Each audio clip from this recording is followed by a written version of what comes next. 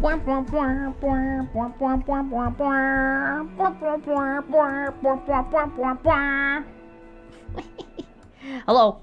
Hello. Hi. Hello. What's going on? Hi, everybody. I got my trans energy hat. Trans emerge. I like this hat. It pisses people off for no reason. It's not even like a hat that's supposed to be a representative of like trans people emerging, but that's how I choose to interpret the hat. And with death of the author and everything, I think it's applicable. All right, I got audio. You guys got amazing conversion hat. I know, right? Isn't it great? I like it. Look, my little ponytail sticks out the back now. Let's go, woke hat.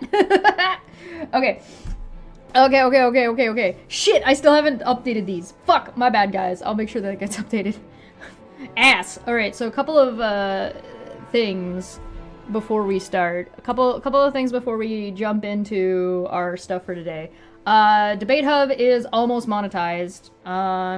It's also almost got 600 subs. So if you haven't gone over there and you've missed out, you should definitely go out there and go check that out. It's at Debate Hub Official. Blue Sky is down right now, so I haven't been able to update over there, but you know, whatever, that happens. I'm going to make a Patreon for Debate Hub, but if you have any suggestions on what you guys would like as like Patreon rewards over there, let me know, because I'm really not 100% sure about what would be good. I have a couple of Q&As from interviews that I've done that will be available as like the Q&A portion of streams that will be available for Patreons that are already ready to go, but I don't know what else. I also have no idea what emotes to do, so so there's that. Is there any other updates? I think that's all the updates. I think that's basically what's going on. So let me know if you have any ideas or what you want to do.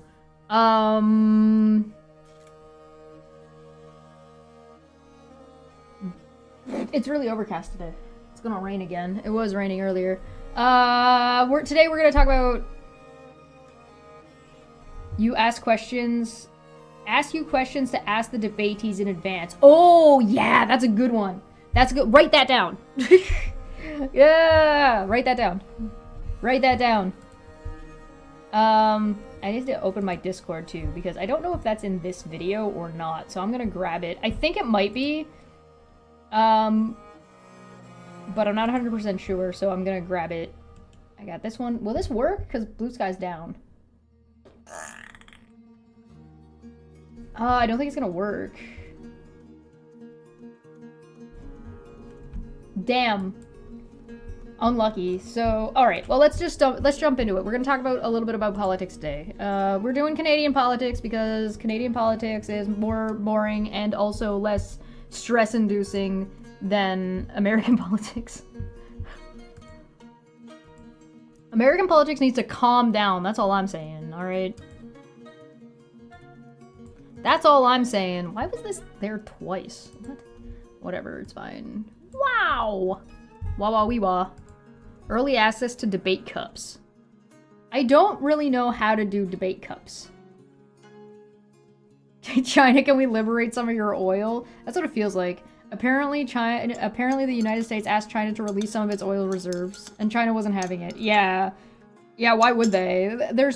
China doesn't really have, like, good justification or, like, any reason to work with the United States at all, normally, let alone work with the United States when the United States is acting the fool. Okay, so we have 2 to go over today. Was there any major events in United States politics? We talked about Hungary, right? We talked about that Orban got voted out. We talked about that, apparently Pete Hegseth was, what was he saying recently? Hold on, let me get it. We talked about this in the Discord. Wow, everything's slow as shit. Oh, Pete Hegseth quoted a fake Bible verse from Pulp Fiction during his Pentagon sermon. Oh yeah, the AI slop of what's his face? Donald Trump fucking LARPing as Jesus in an AI post that he then retracted. Oh yeah, the Avatar: The Last Airbender movie. Okay, yeah, we're not gonna talk about that today. Remind me again, a different day. Remind me for like a Monday. Yes, yes, please send emoji ideas on the community tab. You can use the community tab on Debate Hub if it's about Debate Hub stuff. And yeah, if you want us to cover anything on Debate Pub where we do our news show, you have stuff you want us to talk about, put that on the community tab as well, because I pull stuff from there for stuff you guys want to talk about. But there's also a biblical plague of bees that swarmed Israel. Shitloads of bees. That's crazy. All right, let's get into what we're actually supposed to talk about today. So you remember last week we talked about trains, and we looked at what Carney was saying about trains. Well, today we're going to look at what Pierre Poilievre had to say about trains, and then we're going to talk about how liberals swept the by-election, and in sweeping said by-election, the liberals have a majority government now. So yahoo! Good, I think. Good, in my opinion. I was already impressed with what the liberals were able to do without having the majority. Bees! My god. Get that gif of the clip of Batman. Bees, my god. Keg's breath? Secretary of War Crimes? Bricks because I don't want to listen to Pierre Poilievre. Yeah, apparently Pierre Poilievre has something against trains, so I guess we're gonna find out. Alright, can you guys hear this? Parliament from Northumberland Clark, and I'm very pleased to be joined here by a former member from Peterborough, Ms. Michelle Ferrari, and of course our leader of the official opposition, Mr. Poilievre, who I'll be introducing. Pierre grew up in Alberta and was adopted the son of two school teachers. Oh my god, how many we know? Why does he gotta say this every time? Why is every time he gets this is not new. This is from 2 weeks ago. This is from March 31st. Why do we start everything like this? Lives in Ottawa with his wonderful wife Anna and their children Valentina and Cruz. As a member of Parliament and former minister, he helped. Even this guy reading it is bored of hearing the same shit. The previous Conservative government cut taxes, balance budgets, deliver affordable homes, and crack down on crime and corruption. He literally did none of those things. He shepherded the Accountability Act through the House of Commons to protect taxpayers from waste, fraud, and corruption. When he was housing minister, the average house price was $450,000, and a one-bedroom rental was just $970 a month. Oh yeah, was it? And what was that from before? What was it before he took office? And then what was it after he left? How about that? How about that kind of, if you want to make the comparison, if you really want to bring this up, you're going to need those contextual numbers, aren't you? And I feel like you're not telling us those contextual numbers for reasons. You're just trying to say houses were cheaper when you were in office. Like, yeah. Of course they were. Because that was like in 2008. The problem is that you were fucking the Minister of Housing and you did nothing to curtail and keep housing affordable while you were in office. Goomba. When Pierre was in charge, people could afford homes, affordable homes in safe neighborhoods and good food on their table. As vice Oh, this is already so painful. This guy believes half of what he's reading. Chair of the Commons Finance Committee, he was the first major voice in Parliament to warn about massive money printing deficits that would lead to inflation. While Mark Carney wrongly. Yeah, we're gonna citation needed this. Should we just put the citation needed on a loop for this whole little bit? Because Jesus Christ, I think not. Yeah, it's almost like homes were cheaper because it was 2008, not because Pierre Poilievre was there. Only predicted prices would go down. Pierre also led the charge against the carbon tax, toughening laws on crime, banning drugs, and unlocking natural resources. Liberals who demonized him for these same principles now say they agree. In the most recent election... Demonized him? Bro, where? Demonize him for his principles? I feel like that's not a thing that happened. That sounds like fake news. He got more votes than any other conservative leader in our history, the largest share since 1988, adding 2.5 million votes and 25 more seats in the prior election. All major gains with youth and working people. That's something that he did do. He did make changes to voting laws. Whether or not those were good or bad and how those have played out is a different question entirely. But he has only begun. All liberals have done is double housing costs, inflated food prices, and unleash crime and corruption on our streets. Pierre is inflated food prices, as if like the liberals are doing that directly is a weird way to put it. Fighting back. His purpose is that so Canadians can have strong take-home pay, safe streets, secure borders in a self-reliant country. Ladies and gentlemen, please extend a warm welcome to the leader of his official opposition, Pierre Poilievre. Thank you, sir. Thank you. Appreciate it. 2 weeks ago. Merci beaucoup. Thank you very much, Phil. And thank you to the great Michelle Ferreri for choosing this spectacular location. I understand the Elmhurst farm has been here for 250 years. Do I have that right? What's that? 207. 207 years. So it's 250 with inflation. But that's still 2 centuries long that this incredible family farm has been passed down the ages from father to son, mother to daughter, where hard work has been done and great people are fed. I understand you have some beef as well, so maybe I brought my credit card, so maybe I can bring home a freezer full. Thank you very much. Bro, the taxpayers pay for your food and your private chef that you have in your mansion. I don't know if you want to bring up that you're spending a bunch of the taxpayer money on a bunch of beef you don't need. Okay. Yeah. Hi, welcome. Hello. We're here. What up? It's me, your boy, in pain. Much for hosting us today. And thank you very much to the great Phil Lawrence, businessman, father. He owns a vineyard, and he's a great member of Parliament. And what he and Michelle and all conservatives want is a country that's affordable at home. All the conservatives and all of their money and old money, 2 centuries old money, and all of their property that they pass down to their children, and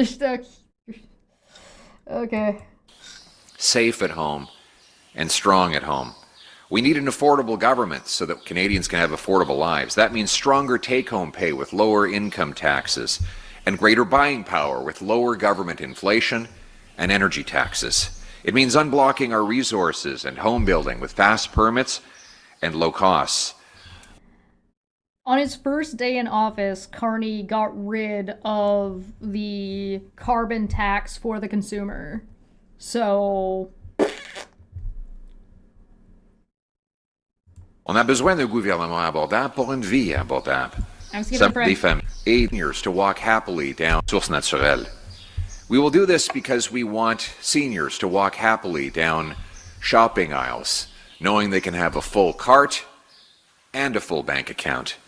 We want hardworking youth to have... So you just want free groceries? I mean, I'm down for that. You want to make food, at least some amount of food, free for everybody? I think that sounds great. I don't know why you're focusing specifically on old people, though. To be able to buy a home, because home ownership means they'll have a stake in their future, the chance to start a family, and to build their network. My guy, everyone has a stake in their future with or without a house.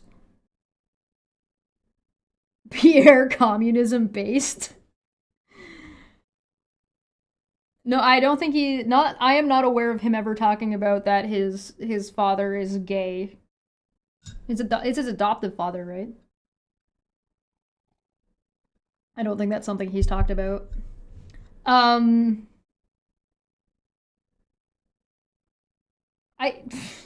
People are invested in their future regardless. I mean, I think I understand what he means, but like it feels silly when you're being contradictory. We want the government to spend less, but we want people to afford more. We want to have less taxes, but we also want people to spend less money. And it's like, how are you gonna pay for it? What's the plan of how you're gonna make anything more affordable?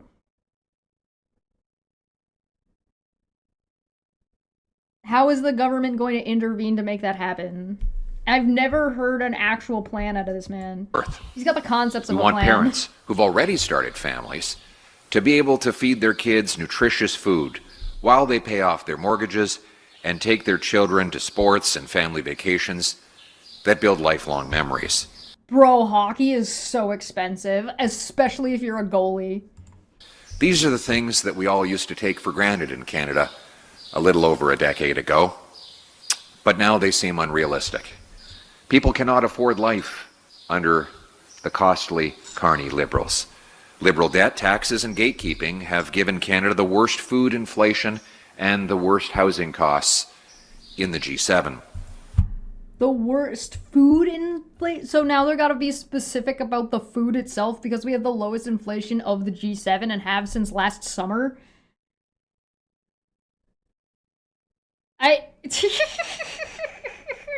Oh my god. Debt taxes? I don't know. Global fucking markets? Hold on.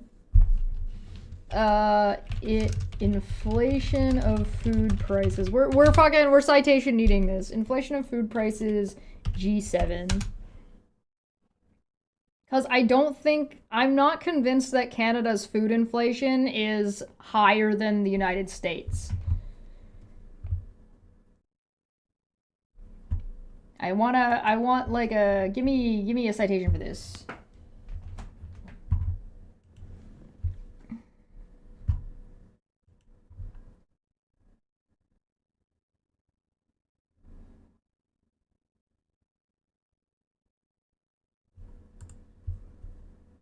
Canada's still okay. So these are saying Canada leads the G7 as grocery inflation outpaces wages. Canada's food inflation rate eased to 5.4 in February 2026, which is down from 7.3 previously. Oh, okay. Can we please read the first sentence after the fucking goddamn title of the fucking article? Canada still leads G7 as grocery inflation outpaces wages. March 16th, 2026. First sentence. Canada's food inflation rate eased to 5.4% in February of 2026, down from 7.3 previously. Canada food inflation remains 3.6 percentage points above overall inflation, which means groceries are still becoming more expensive faster than most other goods in the economy. While the pace of increase has slowed, the pressure on household budgets has not disappeared. Right, makes sense. Canada also continued to stand out internationally. Among the G7 countries, Canada still posts the highest food inflation rate according to Trade Economics. Canada sits at 5.4%, followed by Japan at 3.6% in January 2026, and the UK at 3.6% in January 2026, and the United States at 3.1%, Italy at 2.6%, France at 2.0%, and Germany at 1.0%. Oh, Germany's at 1.5%. Damn, good job, Germany. Yeah, even after the recent decline, Canada remains at the top of the G7 ranking. So I'm curious to know what the comparison point is. So if we went down 2%, roughly, if we went down 2% year over year, I'm curious to know what Japan did year after year. So like,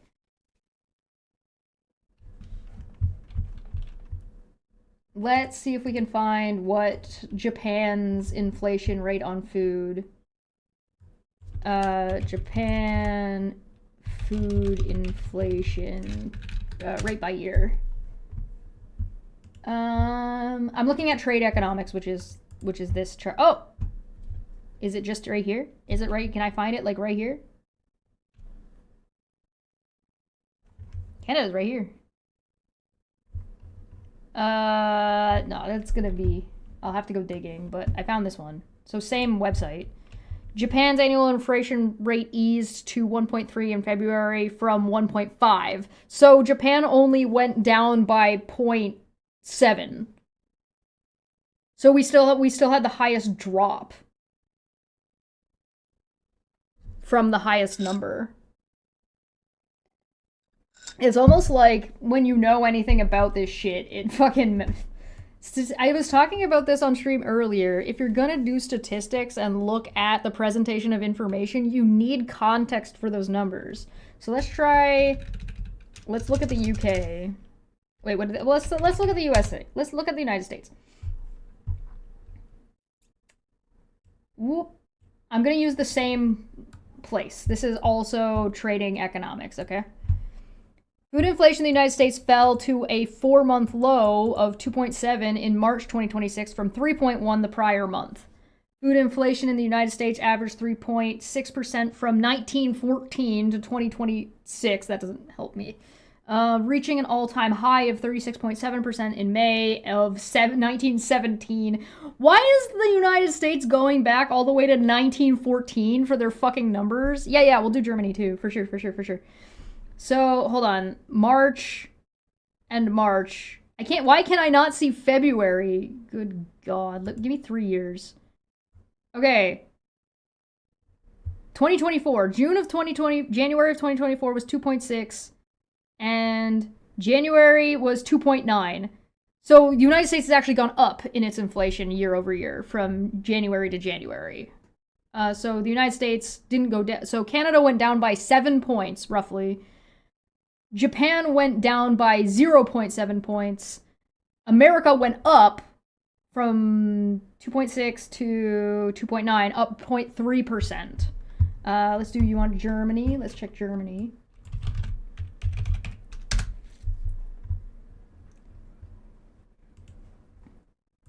I'll give you guys the links to these as well if you want to go check it out. We're going to go 3 years just to make life easier. 2.6 in 2026. In 2024, 4.17. And in 2025, 1.44. So Germany also went up from 1.44 to 2.6. Hello. Because the United States is... Yeah. Gotta do another layer of paint, feline. Is there any other member of the G7 that you guys want to look at? Before I move on. Did I read the United States wrong? Did I look at 2024? Yeah, I did look at 2024. 2025 went from 2.5 to 2.9. So it actually went up more than I had originally said. It went up by another percent, so 4% instead of 3%. You want to see France? Okay.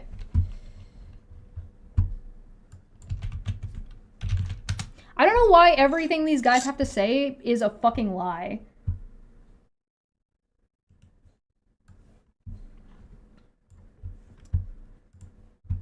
So France is at 0.3. Good job, France. And in 2025, they're at 1.7. And in 2024, they were at 3.1.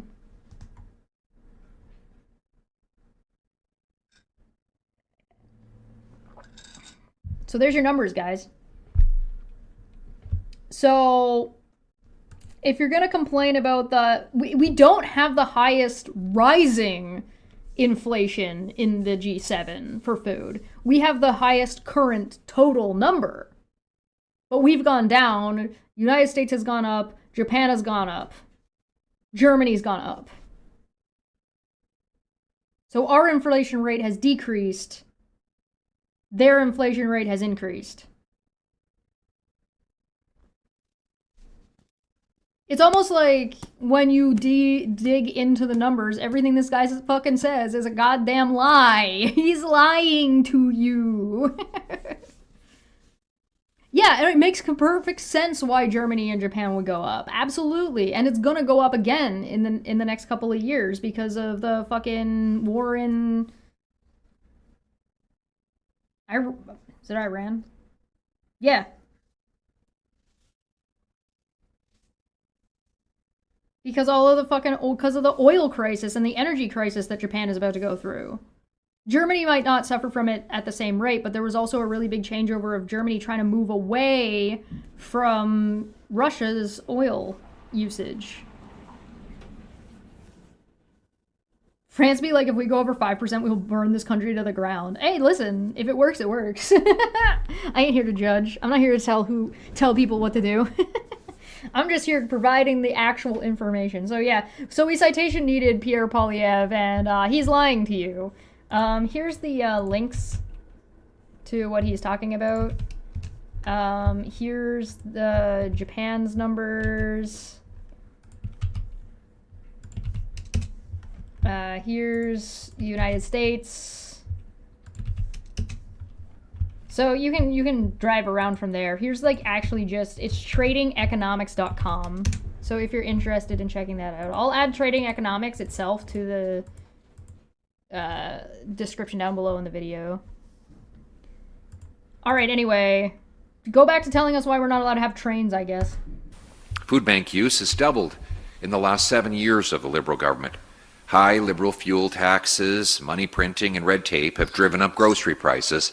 As Trudeau's economic advisor, Mark... I would like to remind you guys that the Loblaws, which is like a near monopoly of groceries in Canada, someone has to have the highest inflation rate. We don't even have the highest. We have the highest total number, but not the. Yeah, it's not year over year. Yeah, it's wacky. It's wacky. Somebody has to have the highest though too. It's true. It's still a little bit too high, in my opinion. It's still a little too high, but like, that's okay. We're working on it. It's not gonna be perfect. And yeah, he's still stuck on Trudeau. But Loblaws, which has a near monopoly in Canada for grocery marts and like grocery, is currently in trouble with the Canadian government for like falsely like inflating.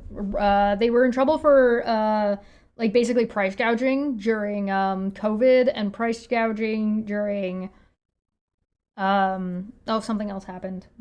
Anyway, they were like hiking prices, and then also they were in trouble for presenting things as being Canadian when they weren't. So they're in trouble for a couple of things. So we'll see what happens with that. I kind of hope they get broken up. Like they own a bunch, so I kind of hoping they get like trust busted, and we'll see what happens. But I'm not very optimistic. Mark Carney supported all of these costly... Mark Carney was not Trudeau's economic advisor. That's a lie. That's not true at all. Liberal policies. But in the last election, he presented an illusion. He promised that he would reverse everything that he had said and written and everything that the Liberal Party had done. That's a lie. That is not what he said at all. And nor are you, like, no, that's a lie. That's just a lie. In the prior 10 years. He said that he would spend less. Well, he's now spending 7% more than when Trudeau left office. He has doubled the deficit. Spending more on what? Everything? Yeah, we're spending money. Yeah, I agree. The Liberal government is currently spending money, yes. That's kind of how things work. If you want to invest, you have to use money to invest money. Spending 7% more, how does that double the deficit? Listen, great question, next question. And he's going to completely breeze by the amount of investment that he's already gotten from other countries. You know, like a couple $1 billion from Indonesia. And he's also going to pretend that the spending that Carney is doing is not over like a 10-year period. He's pretending like it's all happening right at once. In fact, outside of COVID, Carney's present deficit is the biggest in Canadian history, and government... Is it? I'm not sure about... Okay, so I'm not sure about that. I'm willing to take it at face value for now. But, like, I don't think we have the information yet, because it's still only 2026, right? And it's still only April of 2026.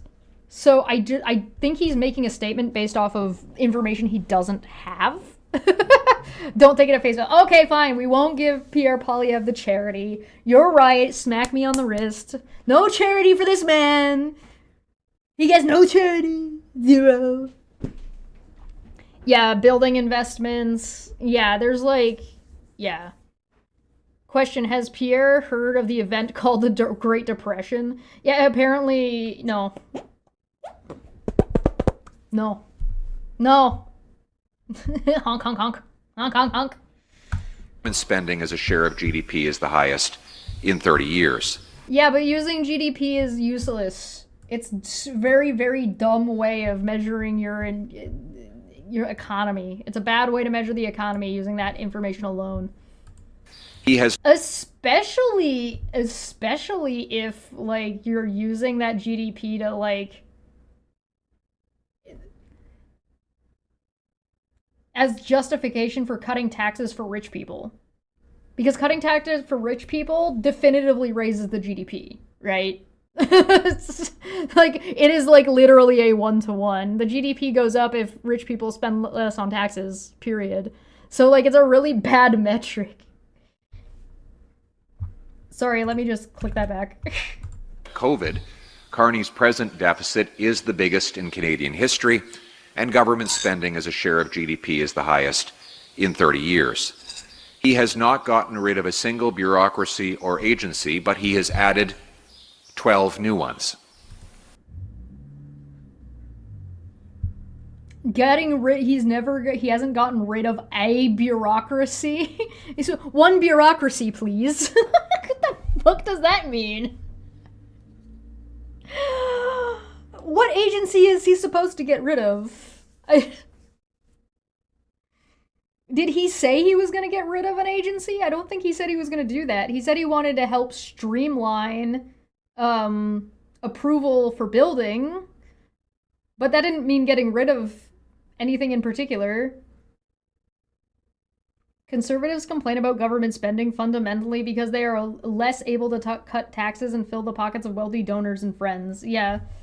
Listen, if this man really wanted to put his money where his mouth was, he needs to move out of the fucking house that he lives in that is paid for by the taxpayers. He needs to stop taking pleasure trips to the United States to schmooze with oil tycoons that have nothing to do with our country that is paid for by the taxpayers. He needs to stop fucking having his own goddamn chef in his mansion. Like, fuck off, dude.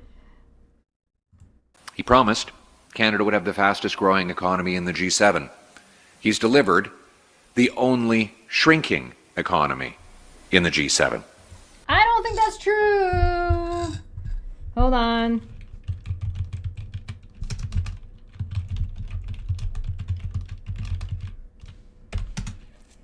Citation needed.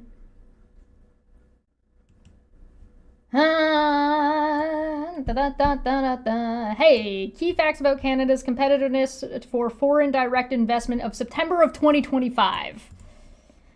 Canadian economy grew by an estimated 1.6 in 2024, and its economic growth is projected to remain stable among the G7 economies in 2025 and 2026. Canada's inflation has come down within its target range of 1 to 3% and remains below that of the United States at 1.9 versus 2.9 in August. Globally, inflation forecasts have been revised for most countries, with a few exceptions. In 2024, Canada had the highest employment and population growth among the G7 and is expected to maintain this position in 2025 and 2026. However, the impact on various age groups differs. Canada has the lowest net debt in the G7 and is expected to maintain that position in 2025 and 2026. Canada will be the second best country in the G20 for doing business throughout the next 5 years, 2025 to 2029. It is consistently ranked among the top 10 in the last 5 years. Economic Intelligence Unit, August 2025. Among the G7 countries, Canada ranks third with respect to the ease of starting a business. Canada ranks fourth among G20 countries in terms of the least complex jurisdiction for conducting business. So that's all that bureaucracy he's bitching about.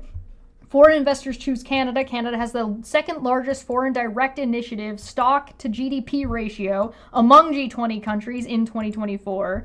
Of the 25 countries included in the Carney FDI Confidence Index, a measure of the likelihood of a market attracting investment in the next 3 years, Canada ranks second overall after the United States. And then the United States decided to shoot itself in the fucking foot. And so everybody's coming to us now.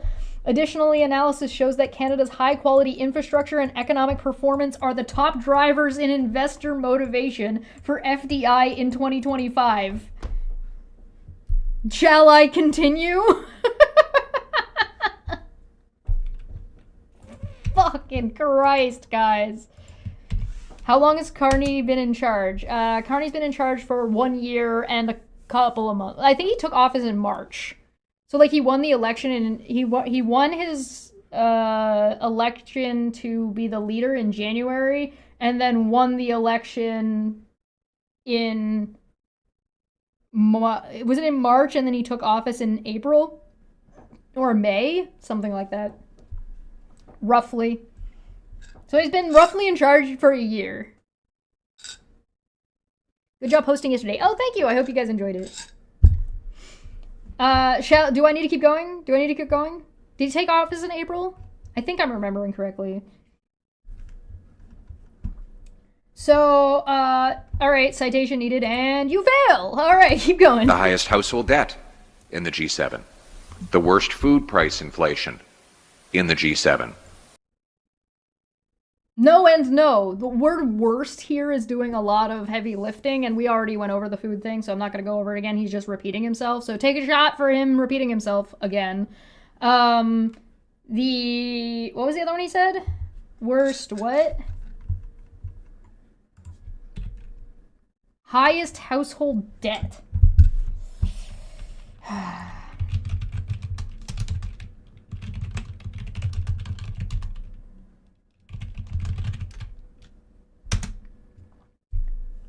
I am not a robot. Let me in. Thanks. Well, here's one that says research to insight disparities in wealth and debt amongst Canadian households from 2024, but I don't think that's what we're looking for. That might be interesting, but debt service indicator. National balance sheet accounts. Is this what you mean? Is this what you're talking about? Household income by 1 million?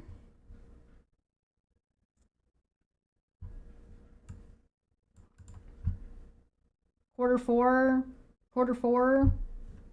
Is this what you're talking about?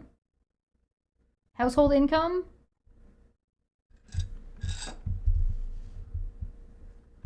It doesn't, here's the thing, again, it doesn't matter because what matters is spending power and buying power.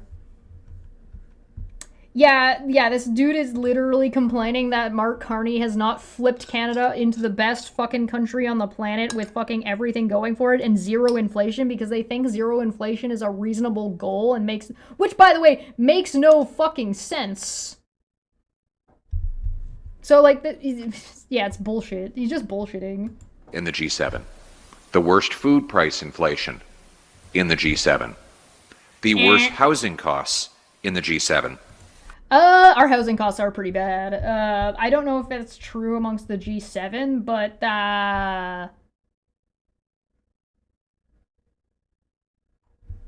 global pandemic, global fucking economic turmoil, global fucking economic... Could you imagine if this guy was fucking driving Canada in these rough seas? Bruh. And the second highest unemployment in the G7.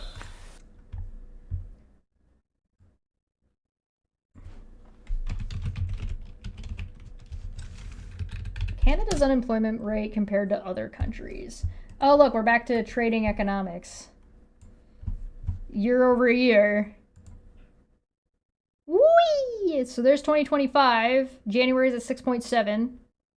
There's 2026, and it's at 6.5.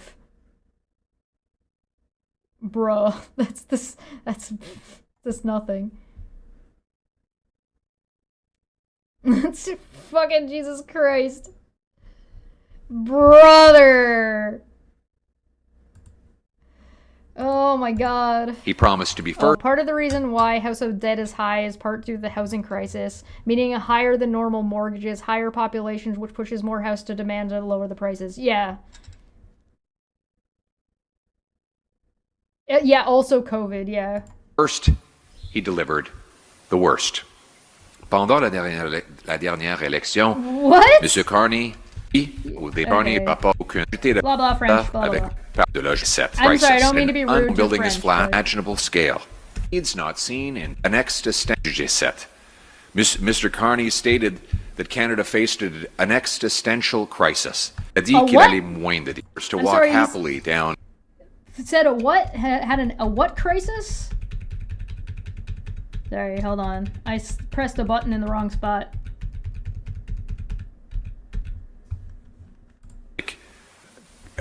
Sont créés dans un an. Il avait promis que l'était parmi le G7 et le deuxième that Canada faced an existential crisis. An existential crisis? I flub words all the time. An existential crisis? And he said the country needed to build at speeds not seen in generations at an unimaginable scale. Yes, he did say that. That is true. Those are things he did in fact say. Nearly a year later, what has he built? Home. What has he built? You mean the train deal that he just was signing into place that we just watched last week? You mean the trade and economic deals that he's made with France and Germany and the EU? Or are you talking about the fucking military increase and military spending? Or are you talking about building in the Arctic, which is already started and approved? Or are you talking about our being included in all of the other, like, with Finland and Denmark and Norway? What about that? Is that what you mean? What about the nuclear programs that we're helping out with in other countries and the rearmament programs that we're part of? Does that not count as building? Guys, what has he built? Guys, what do you mean?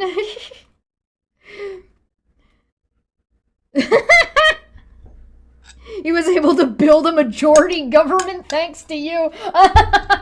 Boom, got him. Did Carney personally physically build any houses? That is what he sounds like, isn't it? Home building is flat, and his own housing agency expects it to fall by 18%. Citation. In fact, he's blocking resources.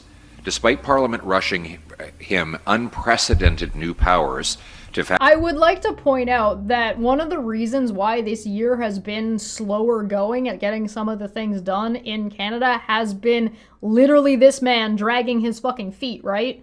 And doing, like, the, instead of being the opposition in the way you're supposed to, he's literally just opposing literally everything and arguing with literally fucking everything, which is why you've had so many conservatives already crossing the floor and people crossing the floor to work with Carney's government, and now they're going to be able to move even faster because they have a majority government now, and Pierre Poilievre can get the fuck out of the way. fast-track construction projects. He has not used those powers to approve a single new project. No major pipelines are approved. The much talked about... I don't think anyone is surprised that no major pipeline has been approved. I don't think anybody is surprised by that whatsoever. Pipeline to the Pacific currently has no start date, no route, no permit, no builder. The only company... You hear that? No builder. You know what that means? Do you know what that means? It means that nobody is willing to invest the money to do the fucking goddamn work. Alright, hold on, let's check out. Yeah, the one that was being built, the one that was already in planning.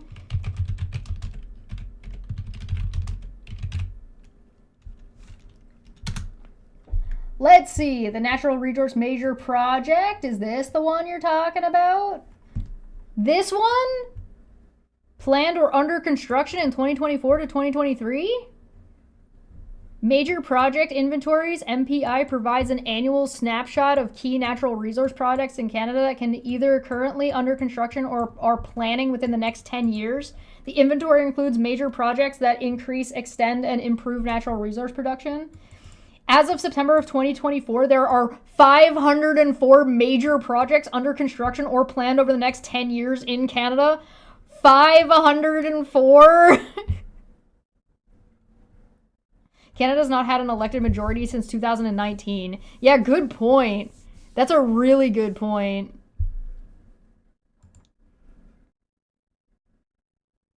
In the energy, forest, and mining sectors, which have combined potential capital value of $632.6 billion, this is an increase from 2023 in both overall project count from 493 projects and capital value of plus 10.9% from 570.5 billion. If you guys represent our youth in Canada, our youth in China is cooked. What? You how old do you think I am? Hello, fellow children.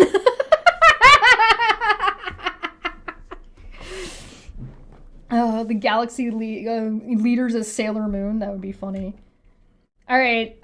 So completed 2021 to 2022 outflow. There are 32 completed. There are 14 suspended, and 16 have been canceled or removed. 2022 to 2023, 56 were completed. 56 were completed. 26 were suspended or on hold, and 12 were removed. Between 2023 and 2024, there were more major projects added to the inventory than projects removed, leading to an increase in overall project count. 163 projects were added to the inventory, representing $176.9 billion in potential capital investment. 54 projects were removed from the inventory because they were complicated and began production, representing $76.0 billion of actual investment. 49 projects were removed from inventory because they were put on hold, suspended, or canceled, representing $28.7 billion of potential investment. And 49 projects were removed from the inventory following a verification review of provinces and territories and subject to matter experts, representing $22.1 billion of investment. Projects not sufficiently developed or duplicate projects. Oh, so all that like waste and abuse of government funds and wasting the government's time and money. Oh, wow. They removed duplicate projects. Oh, wow. Anyway, here you go. If you want to read more of this on your own time, not just Pierre Poilievre bullshitting in your ear. Chesh ages very slowly due to gravitational time dilation from her massive brain. Yo, it's my giga brain. My first guest is a liberal comedian. Happened? He's known. Get out of here. We're not watching you right now. I hit my earbud. Unprecedented new powers to fast-track construction projects. He has not used those powers to approve a single new project. No major pipelines are approved. The much talked about pipeline to the Pacific currently has... These projects are lip service. Which projects? All of them? Including the ones that are already in progress? All of the projects? What about the project that got all of the kids to get food in school? That's a project, and that's currently implemented. So was that one also not being implemented either?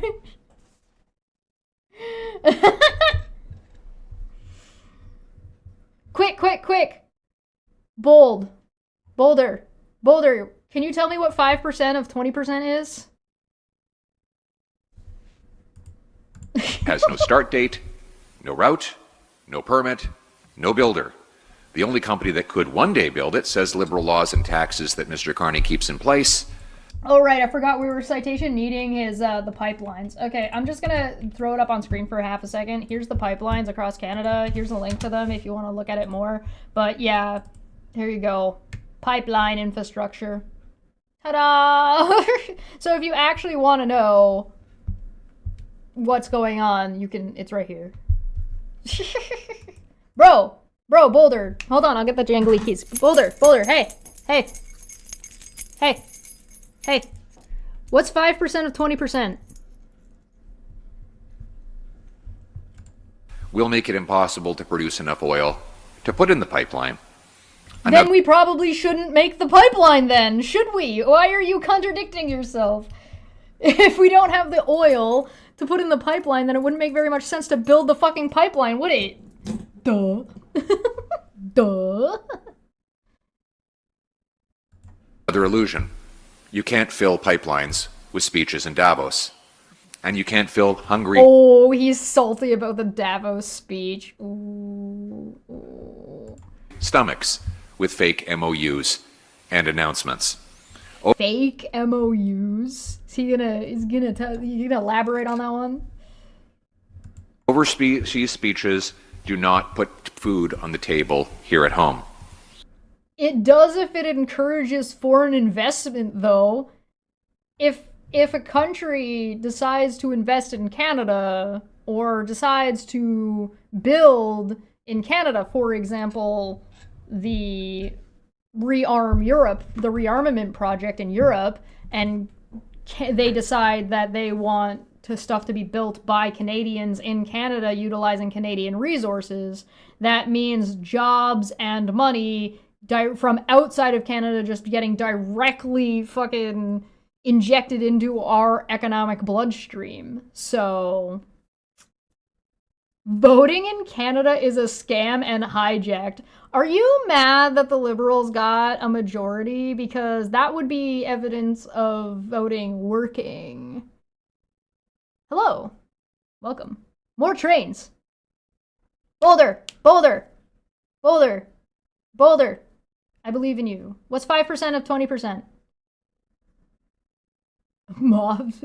Canada is a cartel mafia dollar laundering scam. Well, then there's lots of money. What are you complaining about? Goodbye. They didn't last. What a shame. All right, anyway. People can't eat press releases, announcements, or fake MOUs. Enough illusions. He just repeated that again, so take a shot for ×3, I guess. We need reality. The $90 billion Alto project is another example of a ridiculous pie-in-the-sky liberal spending initiative that only got worse under Prime Minister Carney. The Alto spending project is trains. It's trains? He's talking about trains. This is the one we talked about last week. The Carney Liberals are forcing every family in Canada to spend 8,000 tax dollars on a project. 8,000 tax dollars. As if Canadians would get 8,000 tax dollars back each if they didn't do the project. That's not how that works. Project that 2/3 say they will never use. If it ever, and by the way, Well, that's not exactly reasonable, is it? The Alto project isn't going all the way across every fucking... Also, keep in mind that this is going to be like $8,000 over 10 years. Good God. Fuck, he's... Context. What is? Have you ever heard of context before? He's gotten literally everything wrong. That's $8,000 per family of 4 if it stays on budget. And if it ever... That's a fair criticism. Whether or not it's going to stay on budget or be under or over budget, could be a reasonable fucking... What's the reasoning for the 5% of 20% question? So, this is a good question. Hold on, let me come here. Hi, hello, it's me. The reason for the 5% of 20% question is Pierre Poilievre's way to solve the housing crisis was two major points. One was buy one, get one free, basically. So if you buy more than one house, you got money off of buying that house. So while that goes away for anybody in the middle or lower class families, right? If you're medium income and lower, you're not buying more than one house. So we threw that out the window. That doesn't help us at all. The second one is that he said that he was going to give a 5% tax cut so you could afford a house. But what he actually said, so people thought they were going to get 5% off of their taxes. But that's, so instead of paying 20% tax, you'd be paying 15% tax. But that's not actually what he said. In reality, what he said is you would get a 5% tax cut. So that means if you were paying 20% tax, you would get 5% of that 20% off, which is 1%. 1% tax cut. So if you made $100, you would only ever actually get $1 off of your taxes, right? 1%. So so how many 1% do you need? How many years would it take you to make up for the amount of money you need to buy a house? And the answer is it's not feasible, it doesn't mean anything, it's worthless. Right? So it's just a matter of Pierre Poilievre misleading people with statistics and numbers. And so when any conservative comes in here and wants to tell me about how bad everybody else is, or what the fuck ever nonsense they're trying to push, like Boulder in here, for example, they can never answer what 5% of 20% is. Maybe you can save $20 to $30 a month with that tax cut. If you're paying $100 in taxes per month. Hey, Boulder, why are you so angry? Why are you mad? Gets built. The Carney Liberals plan to force families to pay higher taxes every single year into eternity because it is expected to lose money forever. Guys, do the library make money or lose money? Guys, does feeding children make money? No, the government is not a business, for fuck's sakes. Jesus Christ. It's like the boomers saying if you didn't buy an avocado toast, could have afforded a house by now. Yeah, dumb as shit.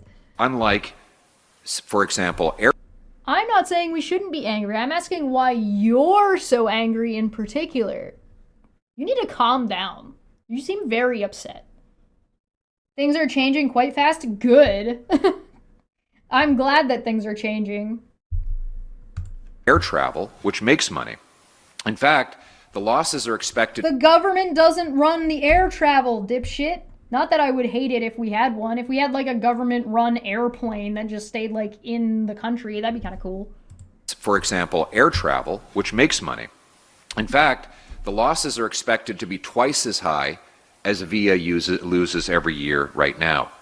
As for Carney's... Talking about public and social...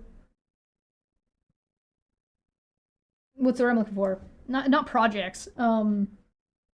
Goods, I guess. They're not supposed... feeding people loses money. Yeah, this is not supposed to make money, my guy. That's not the intention. That's what the taxes are for. This guy literally just doesn't know what taxes are for anymore. He's promised to build at speeds not seen in generations. Alto's CEO confirmed that the real construction won't begin until the year 2030. A year later than the real construction?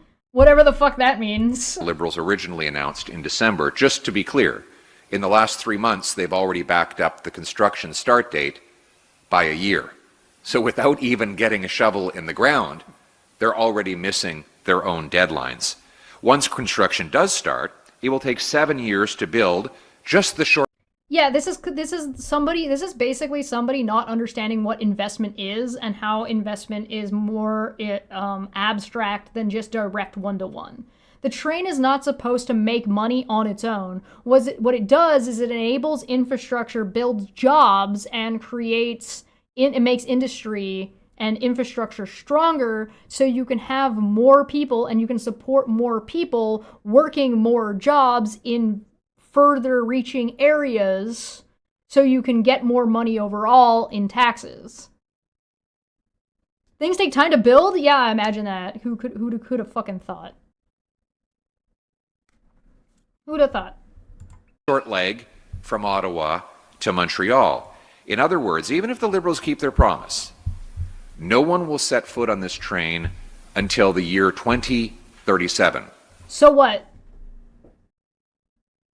Why does that matter? Why is that a problem?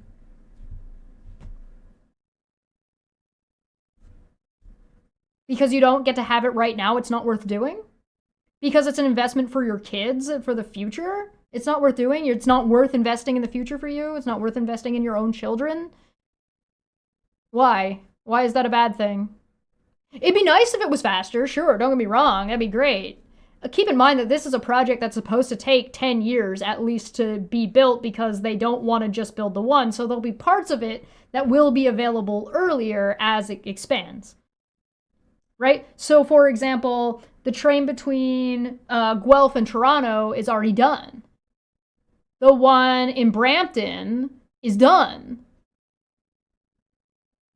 So we've already got 2 lines that we didn't have before that are both completed and have been completed that are all part of the same project.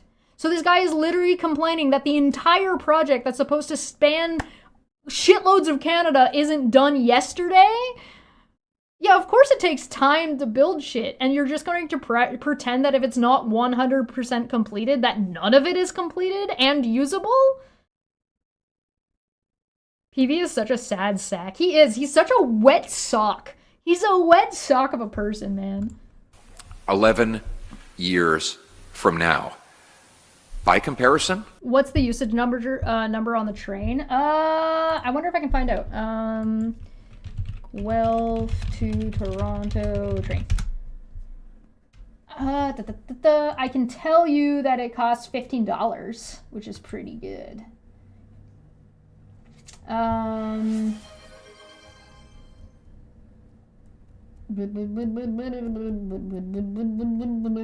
can get it like tickets that go further. Can I see like the average? Can I see the usage? 42 miles or 69 kilometers. Ha! Starting at $21 for priority stuff. Blah blah blah blah blah. Can I get numbers?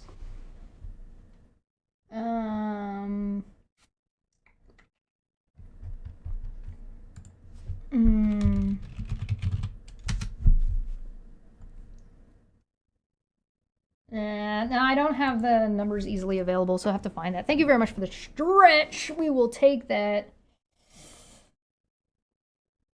Boulder, you're making a lot of assumptions about us here and about everybody here, quite frankly. Partly because most of us aren't Canadian. I'm Canadian. But if you think that any politician is on any individual side, you're thinking about politics incorrectly. So the fact that you're going around making assumptions about everybody, maybe you need to slow your roll and stop being so emotionally unstable. Do you know how long it took to build the Canadian Pacific? Did Boulder ever answer the question? No, he didn't. They didn't. I don't know if they're a boy or a girl. They did, or neither. They did not answer the question. Railway that united our entire country from concept to completion, 4 years. Yeah, with a lot of slave labor, you fucking dick waffle. Bro, it was so much slave labor. Oh my god. And like didn't have as much environmental consideration, did not have as much like already existing fucking infrastructure that it had to move around. I'm gonna also citation into that. Trans-Canada Rail. Hold on. I want to know how long it took to build. Where's the Wikipedia article? Wikipedia. The Canada Pacific Railway. Also known simply as the CPR, Canada Pacific, and formerly CP Rail, ran from 1968 to 1996. Canada Class 1 Railway incorporated in 1881. The railway is owned by blah, blah, blah, blah, blah. Railway headquarters in Calgary, Alberta. In 2023, the railway owned approximately 20,100 kilometers of track. Blah, blah, blah, blah, blah. Railway was first built between Eastern Canada and British Columbia between 1975 and 1985. That's 10 years. The railway was first built between Eastern Canada and British Columbia between 1875 and 1885. That's not 4. Good God. It started operation in 1881, but it wasn't completed until 1885.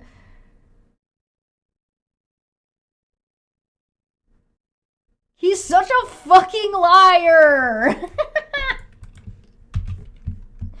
Oh my God. All right, keep going. So we built the Canadian Pacific Railway over a century ago in less than half the time that Liberals promise it will take to build. And of course, again, ignoring the slave labor part, by the way. This $90 billion monstrosity.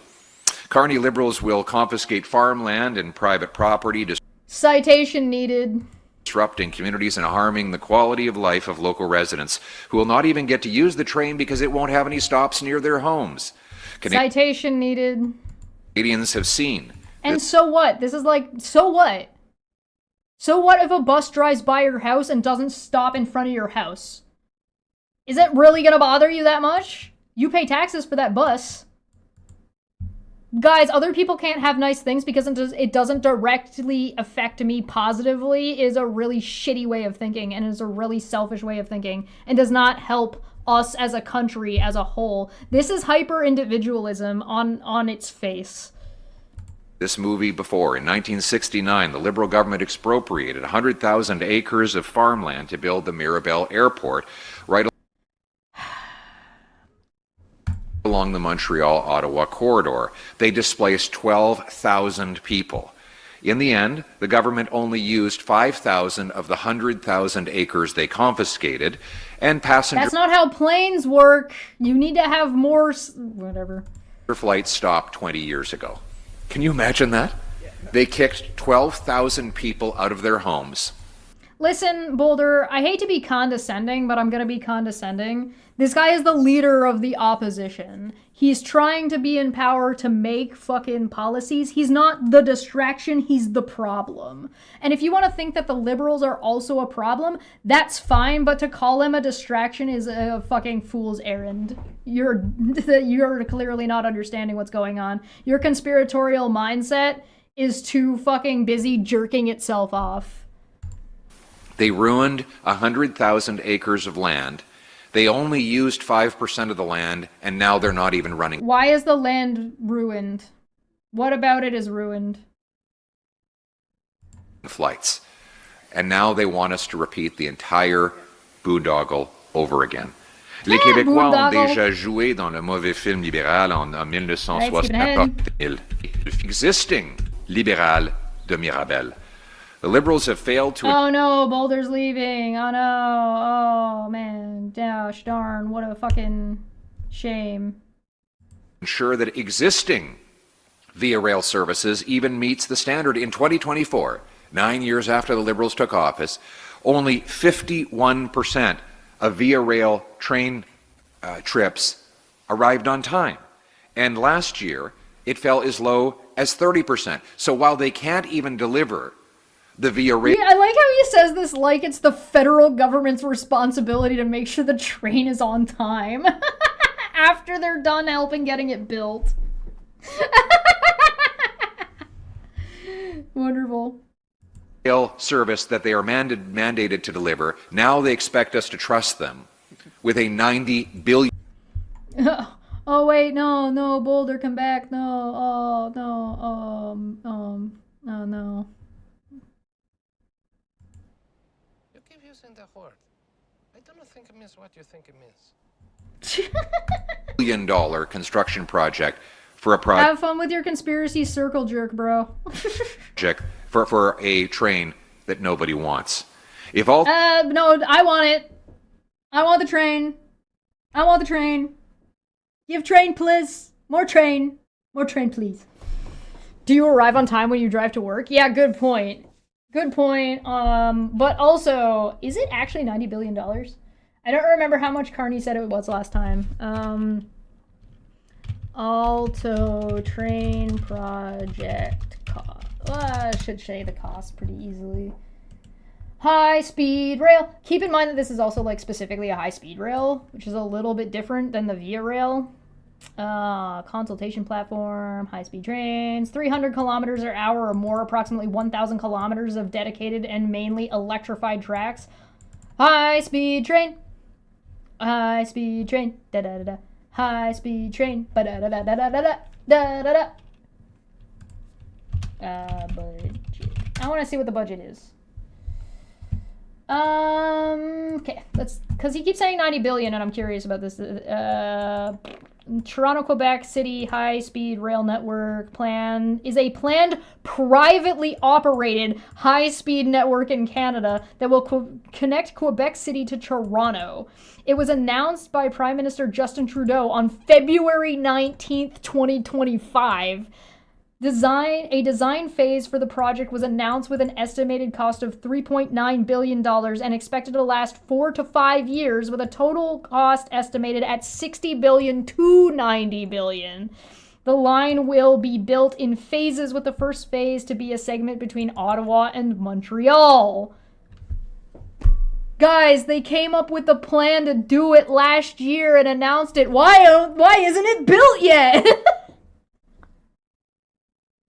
Bro, what the fuck? Unreal. And look, it expected to last 4 to 5 years. He was complaining that the other one took 4 years to build, except it took 10. This one is planned to take 4 to 5 years. And he's bitching. Good God. First service. It should first be operational in 2029 to 2030. And it should be completed in phase 1 between 2035 and 2038. And it should be fully completed somewhere between 2041 and 2044. You know, and you do also, like, a whole chunk of this is really going to depend on if Donald Trump decides to nuke Quebec. Like, what the fuck? Railway will feature trains that reach top speeds of 300 kilometers per hour or 186 miles per hour, nearly double that of Via Rail's current fastest service. Bruh. To the moon!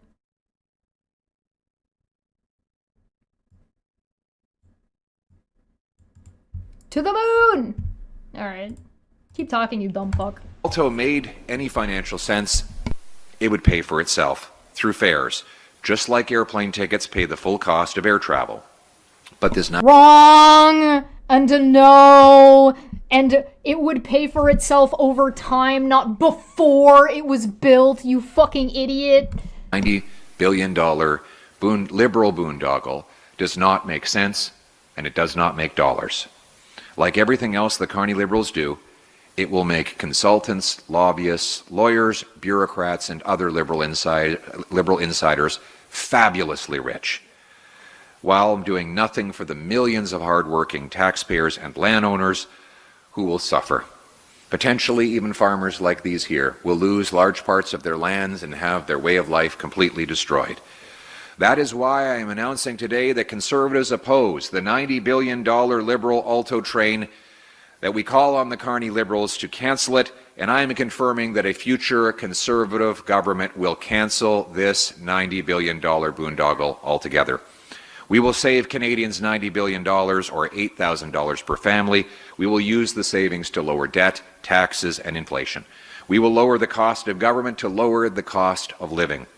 We will greenlight projects that pay for themselves. Guys, if gas is so expensive, do you not think that being able to take the train to work instead of a car would save you more money on the day-to-day? If your car costs you, let's say you have $100 a month in insurance, right, for your car. I'm going to open a calculator. Let's say you have $100 in insurance a year, which is on the low end, but we'll call it $100 just to make it easy, right? And then let's say you're spending... what, $100 in, like, if you're driving to, hold on, let's say you're going from Guelph to Toronto, because there's a railway there, right?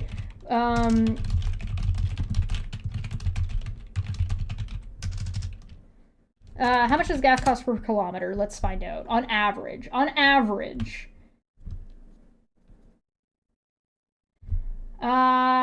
This is saying roughly 30 cents per kilometer, right? And what's the distance between, let's go Google Maps. And let's go to Guelph to Toronto. And that is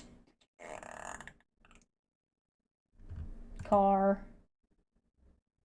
That is 100 kilometers, right? So it's costing you $30 per trip, one way. So $60 a day in gas, right? Did I do that math right? No, $6, not 60. Sorry, no, that's not right. Hold on. 100 multiplied by 3, no, 30 cents. So move the decimal place twice. Yeah, $30, right? So if hypothetically there's a conservative government in 2030 and then they cancel it, yeah, it would be absolute waste of fucking money. It would be incredibly stupid, yes. That would be incredibly dumb.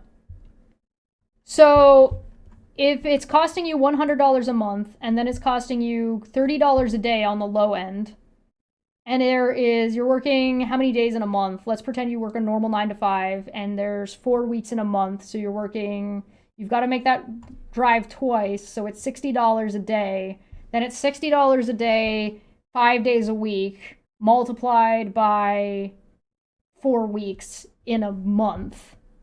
So, okay, hold on. Let me actually do that. $60 a day multiplied by 5 days a week multiplied by 4 is $1,200 plus the $100 for car insurance. And assuming you do any other car maintenance and you don't owe any money on your car, so you're not paying any money off and you're not doing any maintenance on your car is working perfectly and you don't have to buy winter tires or seasonal tires, you don't have to make that changeover, you don't even have to I'm not even including just ignoring car maintenance. How many months does it take to pay that $8,000 that he's saying it's going to cost everybody? If $1,300 on just gas and car insurance. Oh, plus parking costs in Toronto are crazy, yeah. Plus car maintenance, plus needing 4 tires, tire rotations, windshield wiper fluid, defroster, fucking headlight fluid. If we just call it 2,000 oil changes, even if you can do the maintenance yourself, if we call it a rough $2,000 a month, it's only going to take you 4 months. It's going to take you less than half a year to get back that $8,000 that you spent on the train. This is so stupid. Projects that make money rather than taking money. We will unblock resources, greenlight pipelines, ports, mines, mills, and other wildly Okay, but if you fucking greenlight a pipeline that you don't have enough oil to ship through, you've wasted everyone's money. Profitable private sector projects that pay tax. Can you tell me who you're negotiating with that's going to spend the money to build the pipeline? Did he ignore that? Did you guys hear earlier when I said the Alto project is a private company? So it is going to make money, because if it didn't make money, no private company would be fucking taking it on in the first place. Which is an investment, which is money coming into the country, not going out of the country. This is also ignoring that fuel prices will likely go up in the next number of years. Taxes in to fund healthcare, education, and other essential services rather than taking money out. We will make Canada affordable at home, safe at home, and strong at home. Everything this dude has said so far is a fucking lie. La position du Parti contingé excuse me while I lie in French. 10 milliards. Donnez le feu, Vincent. Et des people. Parce qu'on veut nous. Questions from reporters? Please identify yourself and your outlet. One question and one follow-up, please.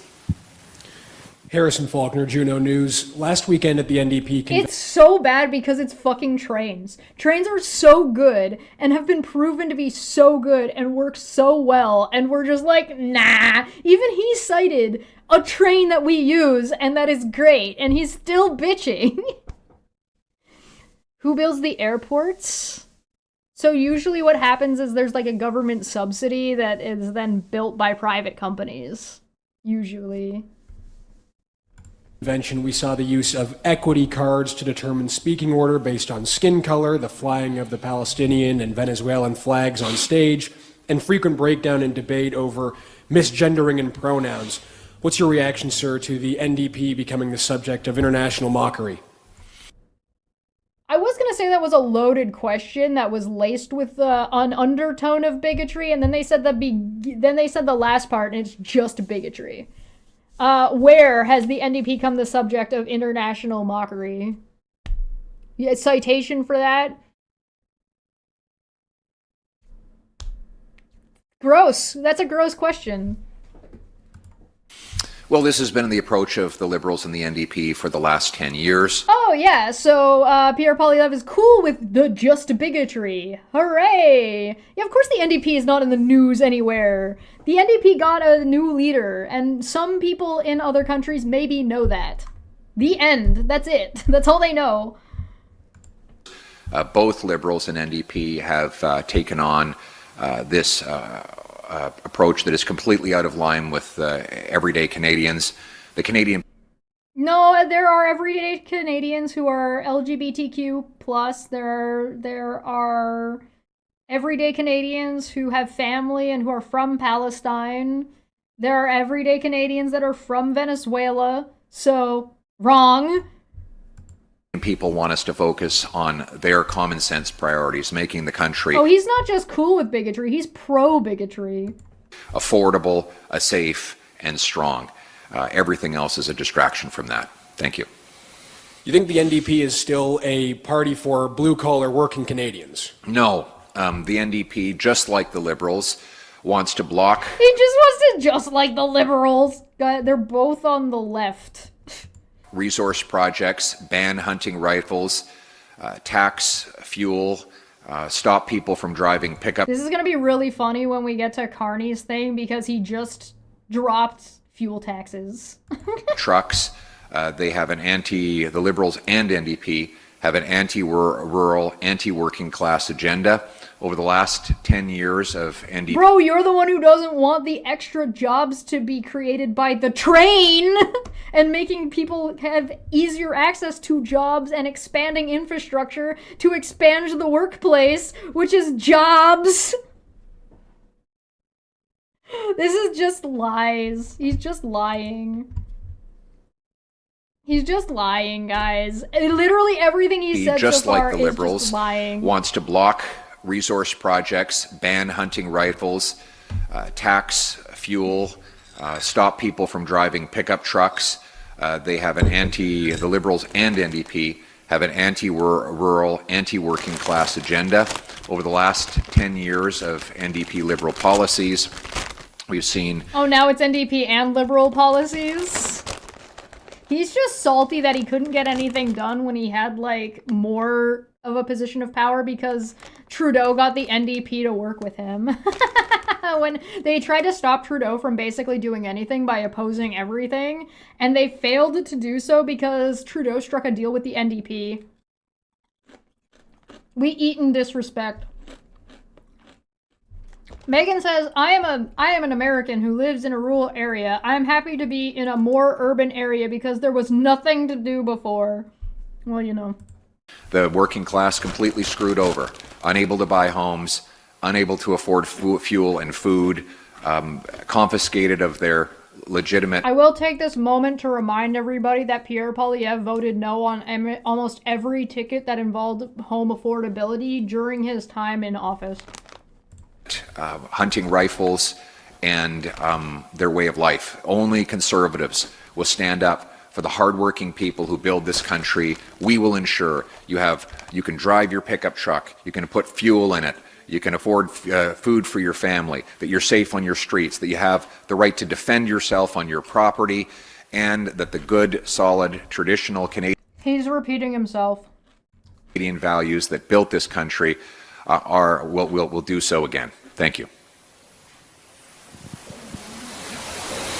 Hi, Mr. Polyev. Tamara Ugolini from Rebel News. We saw recently, just last week, that the Liberal-packed Senate passed Bill C-15 that made sweeping changes to the Expropriation Act, allowing their high-speed rail mega project to go through and take properties just like the one that we're standing on here today. Oh, you mean so they got a bunch of power and they're using it to build the rail, a project that he said wasn't going to happen, that he wasn't using the power to do the thing? And he's nodding along like what she's saying is accurate? Yeah, Rebel News is wild, you're right. Yeah, Rebel News is absolutely fucking wild. We should dive them sometime. Maybe next week. Remind me. Maybe we'll do it next week. Guys. You want to make a prediction? Yeah, do it. Do it. Make a prediction. Go for it.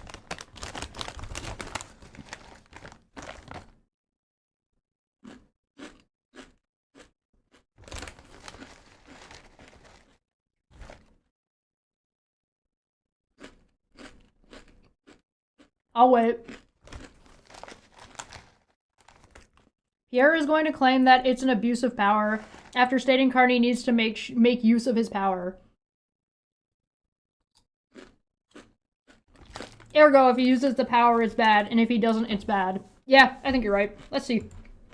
How do you plan to fight this rigged racket in addition to calling for the cancellation of Alto altogether? But rigged racket. I want to know who the media is that he's asking questions, because we do know that Pierre Poilievre has a really bad habit of not allowing his not allowing media in his space and being very picky about which media is there and what questions are asked, and sometimes the questions are picked out ahead of time. To reform back checks and balances in place so that people's private property cannot be seized under what many are calling this liberal land grab.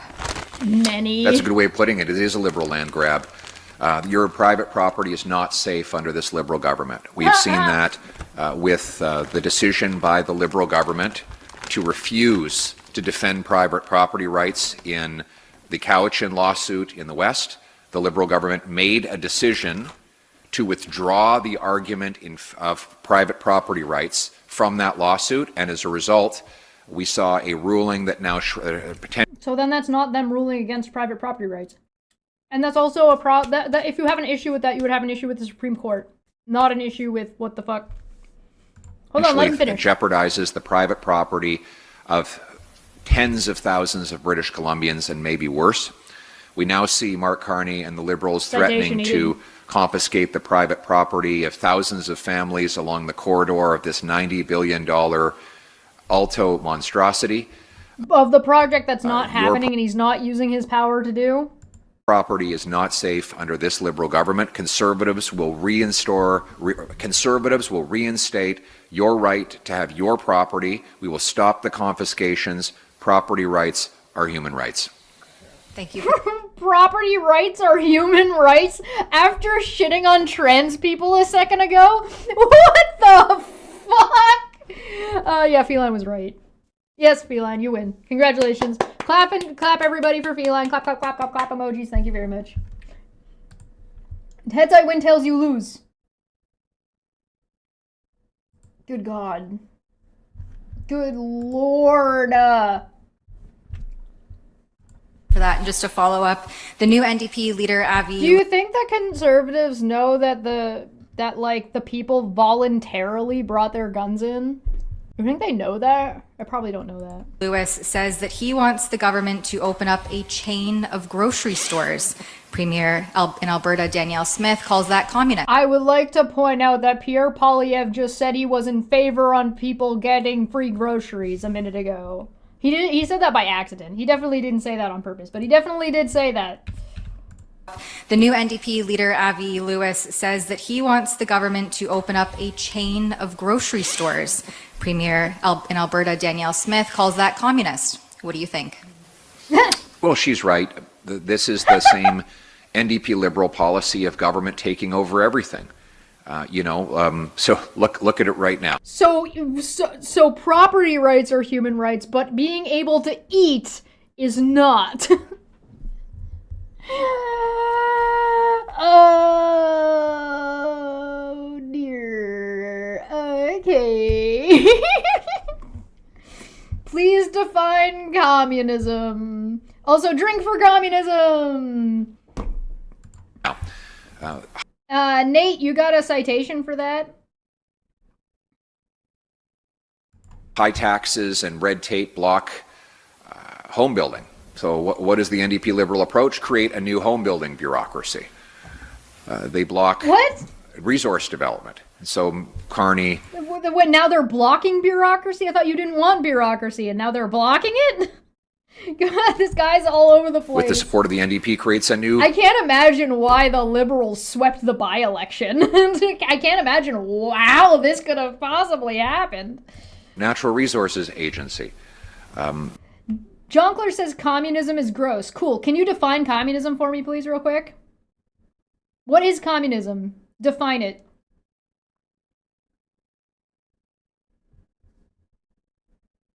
Keeping score. So far we have Juno knows and the rebel. Oh no. Businesses can't afford to start up in Canada because of high taxes and red tape, so the Liberals and NDP... Citation needed. That seems to not be the case based on what we already read, which I believe was... hold on, not the economic one. This one. The debt service. I don't need the Alta one. Now, where's that other one that I had? Support massive corporate welfare that puts the state back in charge of business. The Liberals and NDP want the government to control everything, including your money. So if you want to be back in charge of your life... Sir, how do you plan on controlling the economy without controlling money?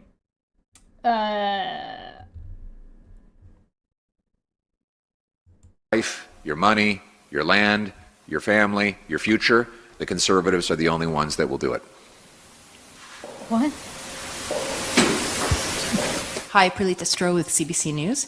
Just hoping to get your reflection. Whoa. Jonkler said state control of the entire economic structure of a country enforced by propaganda. Is that your definition for communism?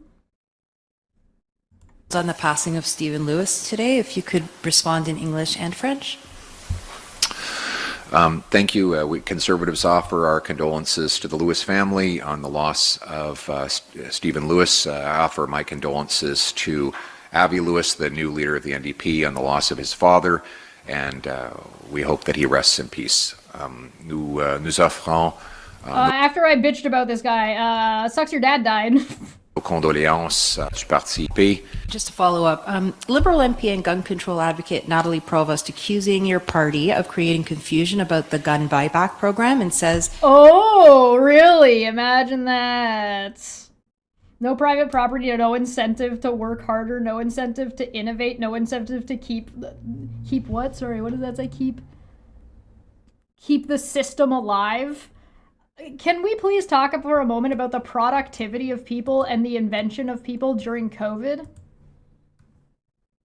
Because COVID is a really good example of the antithesis of what you're saying. Yes, China isn't communist. Guess so. Oh my god. Jesus Christ, they're so bad at this. A socioeconomic order centered on common ownership of the means of production, distribution, and the exchange that allocates products in society based on needs. That is a definition for communism. Thank you. Is he confusing socialism with communism? No, he's just associating things he thinks are bad equal communism. That has contributed to the low uptick so far. Do you have a reaction to that? The Carney Liberals are banning hunting rifles, gopher guns.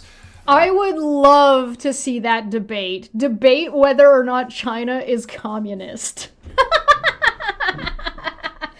Jongler, do you want to come on to debate? I host a debate channel. I promise you'll get a fair shake. Go and check it out. Debate Hub Official.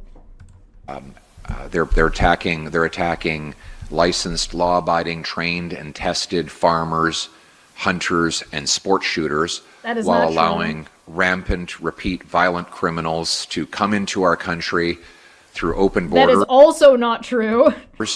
and to be released from jail within hours of their latest arrests.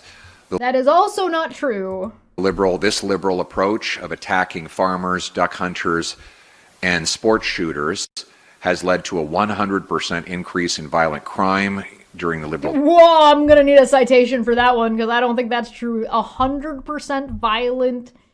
A 100% crime... increase in violent crime? Also, again, we're back to a misleading statistic, because even if that was true... Yeah, I guess farmers were caught doing a lot of crime. I guess, that's what he's saying. He's accusing farmers, all of the farmers, of being criminals. And doing lots of violent crime. I don't know where the fuck he's getting that from.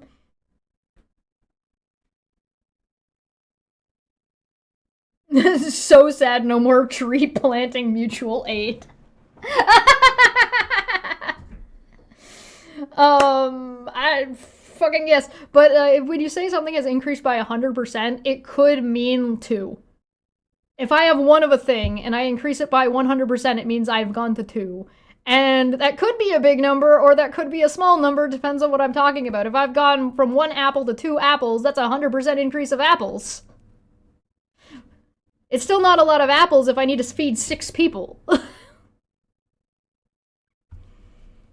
100% is not a suspiciously round number, yeah, good point. Decade, while wasting billions of taxpayers' dollars, our conservative approach is to lock up criminals, secure our borders, and leave our hunters, sport shooters, and farmers to live their lives lawfully and peacefully.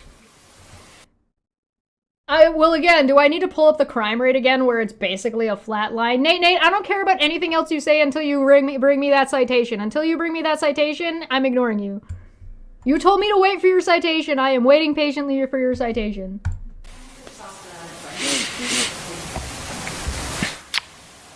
L'approche des libéraux de cibler nos fermiers. They sent me a question. We have Christopher Gargas, a freelance cameraman with CTV National News. They sent me a question to ask you. What do you think about the possibility of the federal government proroguing Parliament following April 13th? I don't know what proroguing means. I'm going to look that up. Proroguing.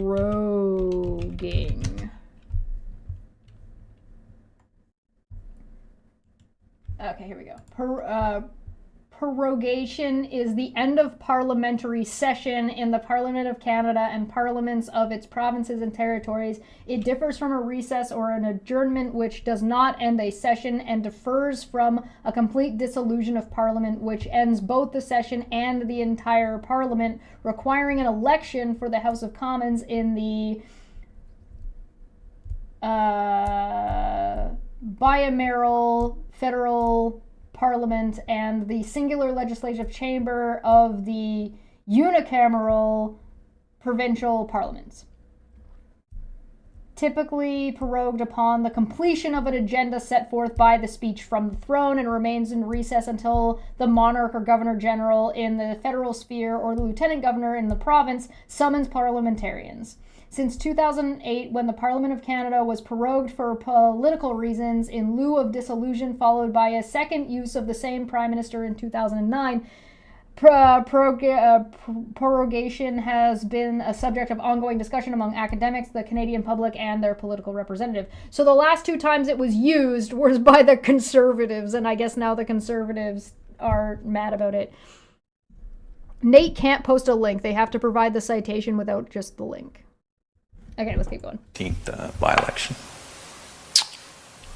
I think it's time for the Carney Liberals to get to work. They've been in power for 11 years, including a year with Mr. Carney there, and what have they done? No pipelines. A lot. In fact, one of the things you're complaining about is a bill. One of the pipelines that you got was approved and done by the Liberals in the last decade. So you're complaining about a train project that they're doing and that they're steamrolling forward on. So, like, what do you fucking mean? What do you fucking mean? Oh, thanks so much for the follow. This is your assigned brick. Congratulations. Enjoy your assigned brick. Approved. No major projects approved. The deficit. You're literally complaining about the train, which has been approved. The deficit is doubled. We have the worst food price inflation in the G7, the worst housing costs in the G7, the worst household debt in the G7, the second wrong. highest unemployment in the G7, and yet Mr. He's repeating himself again, so again, take a drink. Carney barely even shows up for question period a third of the time, the lowest That's also not true. turnout rate of any prime minister. Yeah, he's also not. And also no. Wrong and also wrong. In the last decade and a half, he is... Man, I wish a pirogue was when they serve pierogies in the cafeteria. That was my first guess. It's time for him to stop the illusions and start getting the results that he promised. He's just on a rhetorical script, right? In people's everyday lives, affordable at home, safe at home, strong at home. That's really cool, Sock. Hi there, this is Mark Woodhouse with Global News. I've got a question here. The Prime Minister today said there are fundamental issues in terms of China's treatment of the Uyghurs in the past. And when asked if you... I mean, you could literally just say there are fundamental issues with the way China has treated blank, and you're probably going to be correct. agrees with the 2021 House of Commons vote that China's persecution of Uyghurs is a genocide. What do you make of that response? Can you just repeat the last part? I didn't catch that. Yeah. China doing genocide bad. What are your thoughts? Yeah, let me just... when asked if he agrees with the 2021 House of Commons vote that China's persecution of Uyghurs is a genocide, the Prime Minister today said that there are fundamental issues in terms of China's treatment of the Uyghurs in the past. And what's your take on that? Wow. So he couldn't even agree with the motion that the Liberals adopted. Oh, he's so sad. He's trying so hard. Wow. So it looks like the Davos speech was all a big illusion. Oh, he's so salty about Davos. Oh my god. Oh no. The issue here is people want perfection, not goodness. Like, we can do a better society, but it's pretty hard to get humans to be nice to each other. It doesn't matter what system is. Okay, so, Sock, now, I think you got a good point, and I want to elaborate on what you're saying a little bit.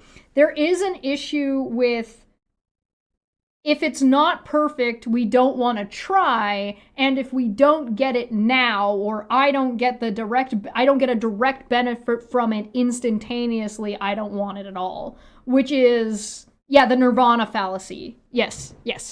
It has a name. You want me to pull it up? All right, let me pull up the Nirvana fallacy for you. But which is his entire argument about the train. His whole basis of having this issue with the train, and I'm just going to pull up the Wikipedia one. I'm not going to pull up the fucking rhetorical philosophy one. The Nirvana fallacy is the informal fallacy, again, informal, of comparing actual things with unrealistic idealized alternatives. It can also refer to the tendency to assume there is a perfect solution to a particular problem. A closely related concept is the perfect solution fallacy. By creating a false dichotomy that presents one option which is obviously advantageous while at the same time being completely unrealistic, a person using the Nirvana fallacy can attack any opposing idea because it is imperfect. Under this fallacy, the choice is not between real-world solutions. It is rather a choice between one realistic, achievable possibility and another unrealistic solution that could be in some way better. It is also related to the appeal to purity fallacy, where a person rejects all criticism on the basis of it being applied to a non-ideal case. So, yeah. The Nirvana fallacy is exactly what you're getting at. It's exactly what he is doing. You're 100% correct, Sock. This is exactly what it is, and as well as Feline. Remember, he said he was going to put his values ahead of superpowers and authoritarian regimes. Well, now he is showing that he will not put his values forward. Rather, he will pander to a foreign hostile dictatorship on issues. That is how did he get that from that? Oh, he didn't. He's pulling it out of his ass. Of slavery and genocide. If Mr. Carney does not have the courage. You literally just applauded slavery by talking about how they were able to get that train done in 4 years, even though that wasn't true, with the use of slavery. My guy. Examples. There's the example. I'm not going to go through the examples, but there it is on screen if you want to take a look at them. Yeah, he's lying. Courage to stand up against slavery and genocide. What does he have the courage to do? How can he be trusted to stand up for Canada? I mean, we already know that Carney has had the most and earliest pushback given on the world stage about Israel and Palestine. He's also been incredibly strong when it comes to Russia and aggressive when it comes to Russia and Ukraine, as well as his pushback on the United States, as well as him working with the UK and France to circumvent the United States in the case of Palestine versus Israel. And then also some snippet about an offhanded question about China that he didn't disagree with, that you're pretending he disagreed on. PP, you're not standing up for anything. Yeah, that's a good point. Pierre Poilievre is doing this thing where he doesn't actually bring anything to the table himself. His whole shtick is just poking holes or trying to poke holes in other people's stuff instead of actually positing a solution. Because I have yet to see this man bring forward a single fucking solution. Yeah, I'm going to follow up with a question for Peterborough. You mentioned that nobody wants this project. Peterborough residents and City Council have both expressed support for this high-speed rail project. Of course, the guy from the Globe and Mail is the one that brings this forward. How would you justify your opposition to local leadership and to residents here? I will answer that, but first of all, I apologize. I forgot to include one important thing about Mr. Carney's position on Beijing. Mr. Carney his position on Beijing specifically continues to hold millions of dollars of investment in Brookfield, which is massively expanding its investments in. Oh my fucking god. You mean the blind trust that it's in that he fucking put forward ahead of when he was legally obligated to, that we all know about already? He's evading so hard. Yeah, he is. The People's Republic of China. He flew to Beijing in order to secure a massive loan from a government-backed bank just before he became prime minister. Oh my god, he had a job before he was the prime minister? Unlike you? So now we hate capitalism? Why do you hate capitalism, Mr. Poilievre? And what my message to Mr. Carney is, it's time for him to put people ahead of profit, to put value. Bitch, are you kidding me? Do we really need to talk about Carney's work when it comes to environmental fucking green energy? Ahead of corporate interests and to So now capitalism bad. Before capitalism good, now capitalism bad. Stand up for what is right, as he promised in his Davos speech allusion. So, on the question, he's so mad about Davos. Of the support, the people don't support this $90 billion Alto monstrosity. The guy literally just told you that the local government in the government you were at, like the local area of which you are currently standing, agree with the project and want this project. Go around to the communities. I would encourage you to go knock on the doors in. He's literally telling you that the community that you're standing in wants the train. Peterborough, and ask them, are you prepared to pay $8,000 in taxes? They said yes. Just to build the project. Just to build the project. We already went over the math of this. Conservatives can't do math. and then pay higher taxes every year forever. It's a private company. That's not how that works. To subsidize its permanent annual losses? The answer is no. Yeah, the 80,000 Canadian dollars, not 80,000 USD. Canadians across this country can find a better way to spend $8,000. Ah, look, the Nirvana fallacy. And it's time for us to put an end to these costly pie in the sky liberal schemes that have given us the worst food price inflation. That's not even true. The housing costs and some of the worst tax He's repeating himself again. Take a drink. burdens anywhere in the world. I would take a drink, but I'm out of alcohol. I'll have to go alcohol shopping. Hey, super chat me so I can afford the alcohol for listening to this fucking guy. Thank you. Higher taxes every year forever? Is he really making the joke you made? Yes, he is. Yes, he is. Oh my god, look at where he's standing. Pure poly evidence is a real job, yeah. Hi, my name's Joelle. I work for the Peterborough Examiner. I really want to see a pan of the people that are standing around watching this, because I bet it's like 5 people. Hi there. A little earlier you mentioned that it's been projected that... Hey, if you move out of that fucking house, actually, even if you stay living in the mansion that you're living in, if you stop using taxpayer dollars to pay for your personal chef, Polyev, you would save probably a lot of money for the taxpayers. That this won't be a money-making project. Did the cameraman just fall asleep? Me am rural. I haven't heard anyone talk about how much it will cost to take the train. Could you comment on that a little bit?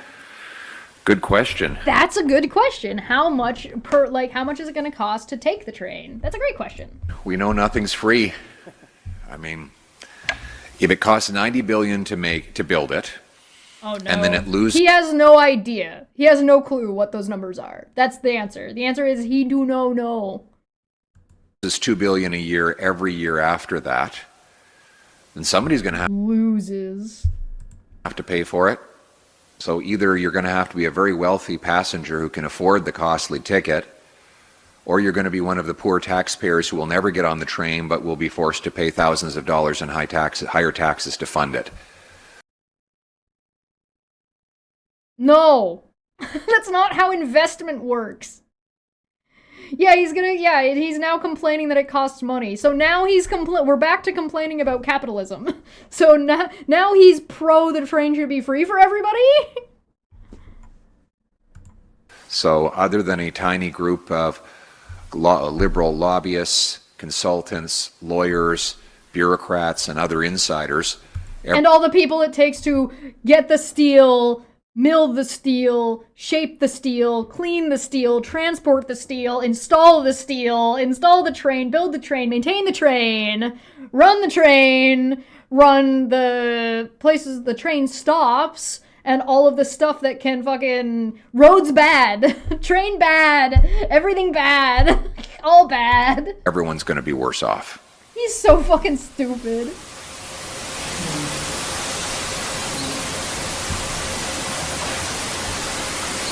Thank you. That's all the questions we have today. This concludes today's event. He's so stupid.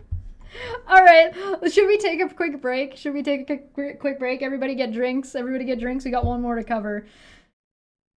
This was 2 weeks ago.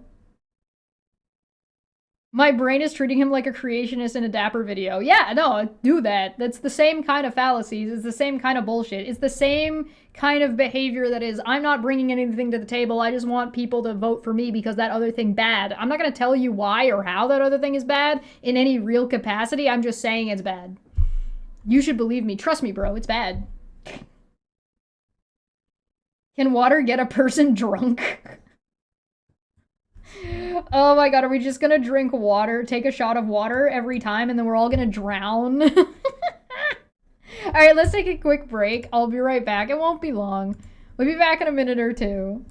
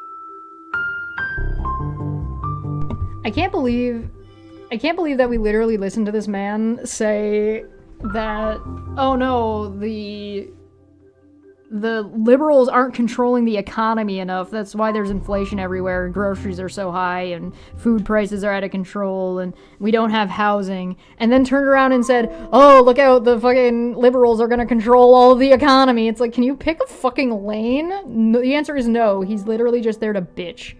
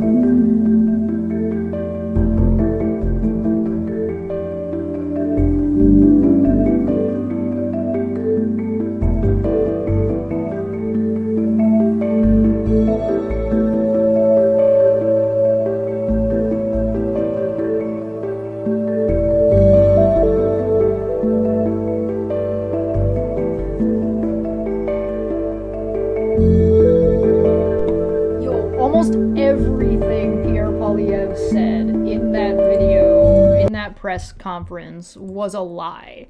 Almost everything. We looked it up. The only reason I'm willing to look at this one today is because I know it's not going to take us as long to go through what Mark Carney has to say, because he doesn't fucking... I don't have to fucking look up every single thing he says. Could he be removed from his party as he continues to refuse to allow any bills or however it works up there under the explanation of not doing his actual job? There's rumors that he's going to resign now that the Liberals have formed a majority. Yeah, so for anybody who doesn't know, the Liberal Party, Mark Carney's Liberals, have swept the by-election, which means they won all of them, and now have a majority government. So even if Poilievre wants to, he can't. He has to form a coalition with the NDP and the Bloc to stop them, to get more votes than the total number that the Liberals have on their own. And as you just saw, Pierre Poilievre shitting all over the NDP.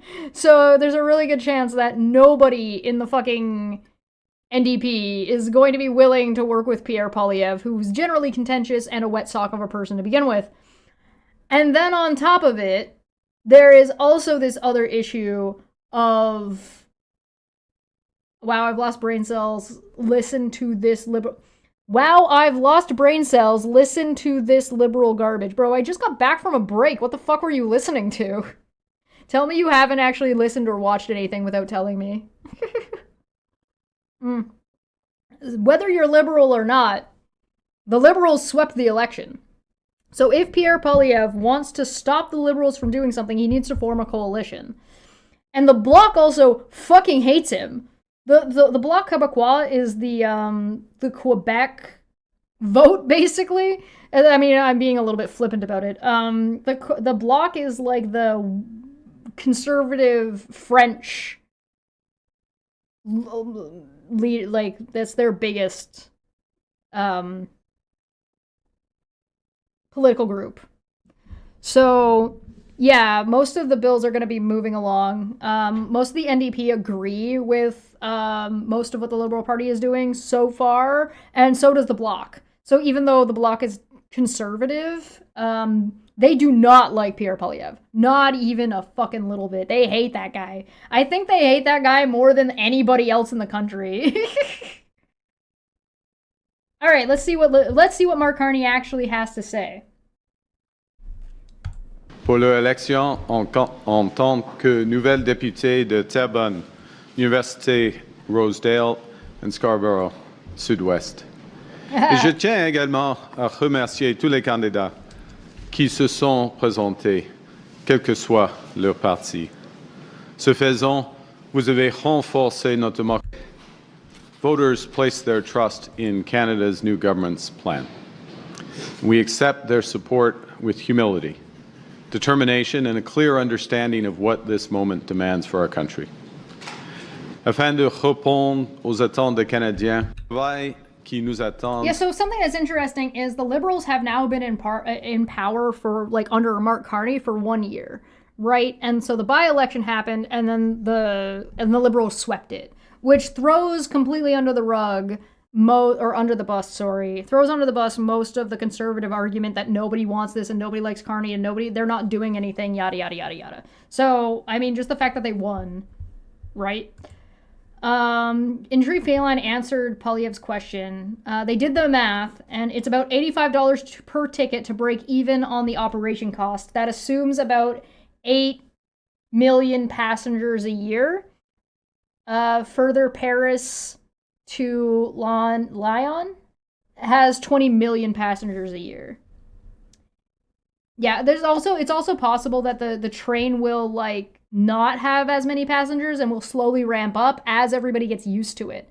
And as new people grow up not needing to rely on cars, they'll be more likely to use the train as society shifts. So that's also something to keep in mind. Potatoes! Nécessite de la collaboration, du partenariat et tiendront is more divided and dangerous. The impacts of foreign conflicts and accelerating technological change are increasingly being felt here at home.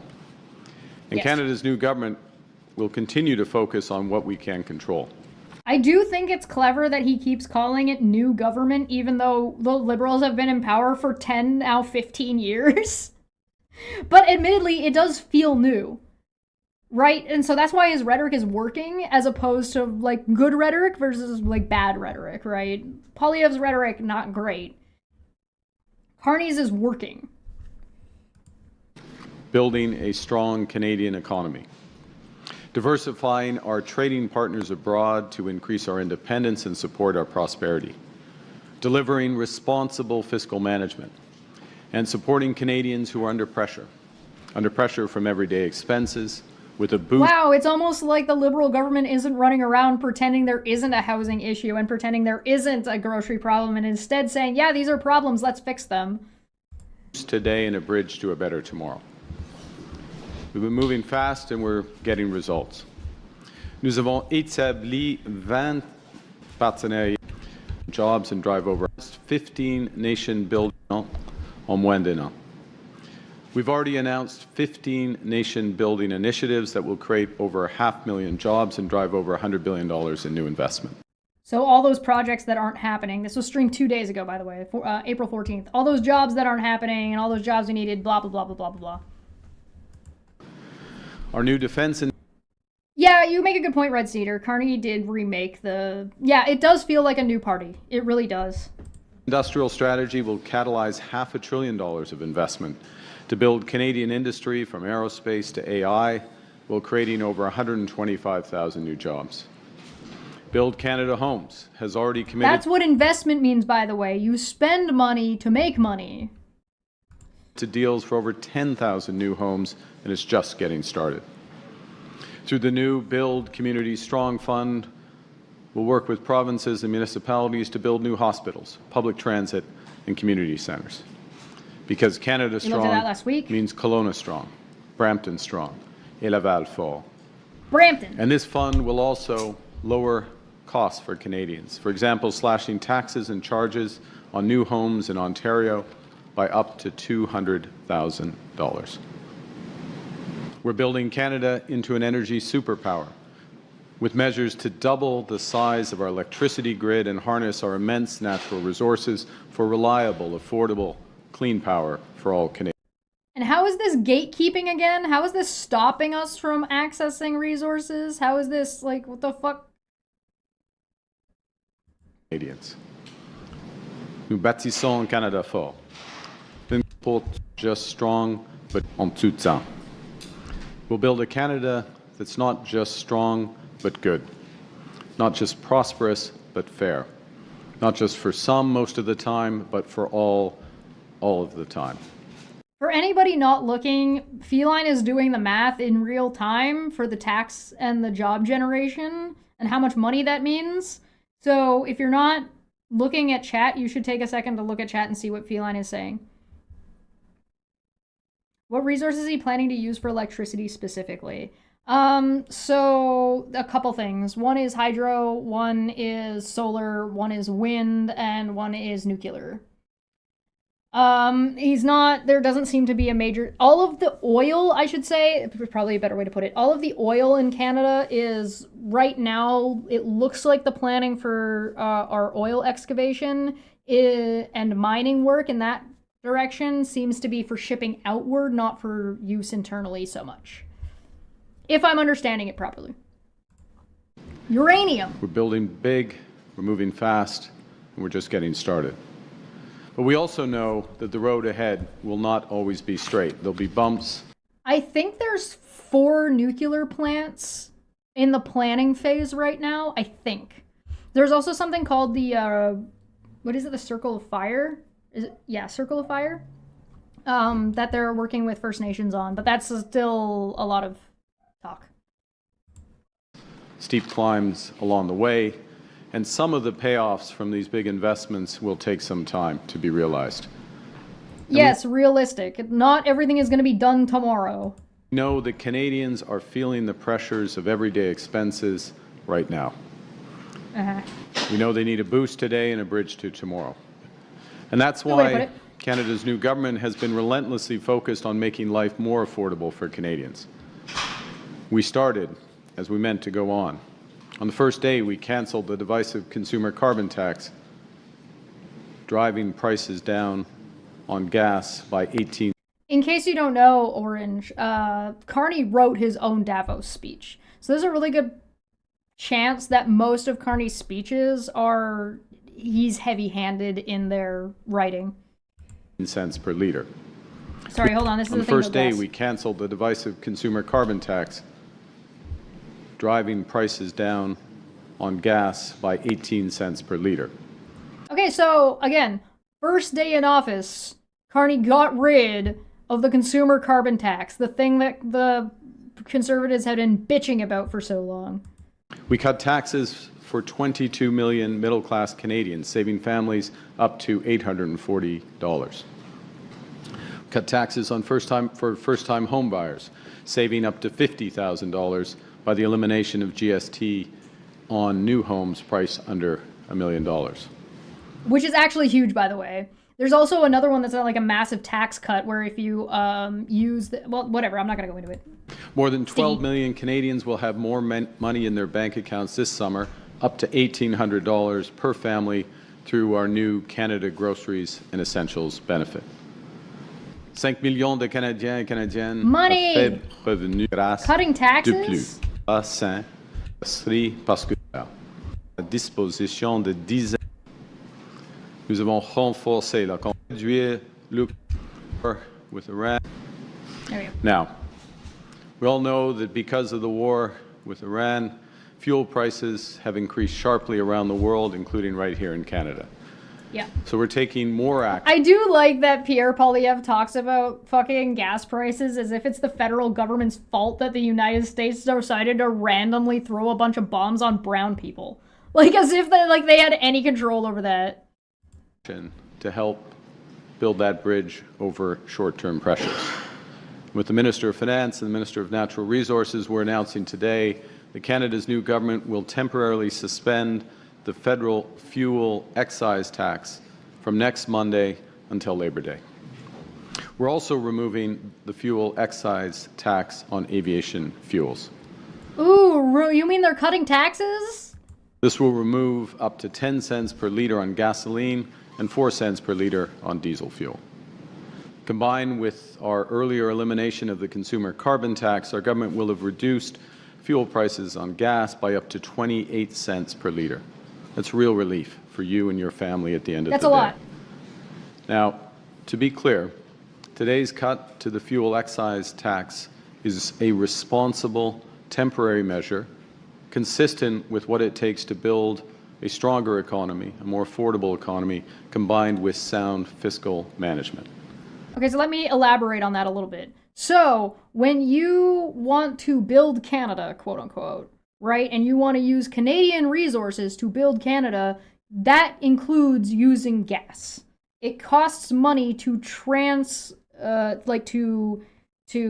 the lumber, to process the lumber, to ship the lumber, to then get your workers to the job site, and then get your backhoes and trucks to prep the job site and then build, right? Gas is involved in every single one of those steps. So cutting that tax makes it more affordable for the Canadian government spending less money to be able to, or to do these initiatives and these projects when the United States does something fucking crazy like bomb the shit out of brown people, which seems to be their brand at this point, quite frankly. I don't know what to tell you, but like the last 20 years, the majority of my life, the United States have been bombing the shit out of brown people. So, take that for what you will, but we gotta keep them. When Canadians are facing financial pressures, they carefully manage their expenses, and they expect their government to do the same. That's why in Budget 2025, we made responsible choices to save Canadian taxpayers a total of $60 billion over 5 years. We're spending less on... So you saved Canadians $60 billion, and you're using 8,000 of it. Sounds like it balances to me, but what do I know? Government operations, so Canadians can invest more to build a brighter future for all. That responsible budgeting keeps your interest rates down, and it ensures we can protect the programs that make life more affordable for those who need it the most, including childcare, dental care, pharmacare, and school food programs. In the coming weeks, the Minister of Finance will present the Spring Economic Update with the next steps in our plan to build a stronger, more independent, more resilient Canada that works for all.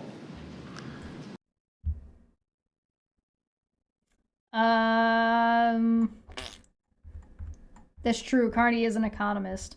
Padme, good to see you. Welcome, welcome, welcome. You should go check out Debate Hub, Padme. There's some cool shit over there that you should totally go check out that just happened, and you should go look. En cette période de bouleversement mondial, countries do. We can control it. We know we can't control what other countries do. We can control what we choose to do. And one of Carney's biggest advantages right now is that a lot of the shit that's going on, he can be like, not my fault. I don't know what you want me I don't know what the fuck you want me to do about this. And like, it's not even illegitimate. Like, one of the things that I thought Trudeau actually did a pretty good job handling the pandemic, quite frankly. That was just my opinion, though. Could it have been better? Sure, but, like... We choose to build a Canada strong for all Canadians. Thank you very much, and I look forward to your questions. Merci beaucoup. Thank you, Prime Minister. Now, this must be the part where he dodges all the questions, right? And runs away and doesn't... There's actually a clip out there of Pierre Poilievre physically running away from somebody asking him questions in Parliament. It's a very funny video. I definitely recommend you watch it. Monsieur le Premier ministre, ça va maintenant passer aux questions. Première question, Jillian. Hi, Prime Minister. Jillian Piper with Global News. You've been able to obtain a majority in large part thanks to 5 floor crossers, which the Conservatives have labeled as anti-democratic. Are you concerned the way you got your majority will erode Canadians' trust in our democracy? Well, first, I'd point... That is literally how democracy works. You're allowed to change your opinion based on the policies being put forward. It's the opposite if you're an authoritarian. If you're an authoritarian, you're like, no, you live here, blah, blah, blah, blah, blah, blah. Carney was an advisor to Justin Trudeau. You know that Carney was an advisor during the 2008 financial crisis for Harper, right?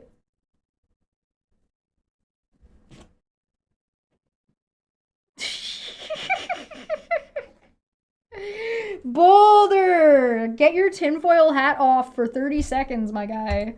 To the election results last night. Oh, good question, Templar. Let's see if any of his questions spew bigotry. Any of the questions or answers. Yeah. The way you got your majority will erode Canadians' trust in our democracy. Well, first, I'd point to the election results last night. We have a majority now in the House of Commons, thanks to... I would point to the results of the democratic process that elected me the winner chicken dinner. Electors in... Oh, Boulder, before you get going on your crazy nonsense, what's 5% of 20%? Scarborough Southwest and Terrebonne and in University Rosedale. And as concerns individual deputies who make a choice to... Well, Templar, before you get too deep in the weeds of anyone working for a company not based on their country must be disloyal, he worked as the governor of the Bank of Canada and then worked for the governor of the Bank of England. We're still attached to the English monarchy. That's not even unrelated to Canada. So I just wanted to like just bridge that gap real quick for you guys. I'm sorry. Go on. What you were saying. I got distracted. We have a majority now in the House of Commons, thanks to the electors in Scarborough Southwest and Terrebonne and in University Rosedale. And as concerns individual deputies who make a choice to support the government's program at this crucial time for the country, whether they're from whatever political stripe, orientation, geographic region they come, consistent with the government program, we're fortunate to have them, and we're moving forward together with them. Whoa, you mean you're willing to work with people whose views might differ from yours slightly towards a common goal? Wow, how undemocratic. So you guys think he answered that question? 1 in the chat for yes, 2 in the chat for no. Oui ou non?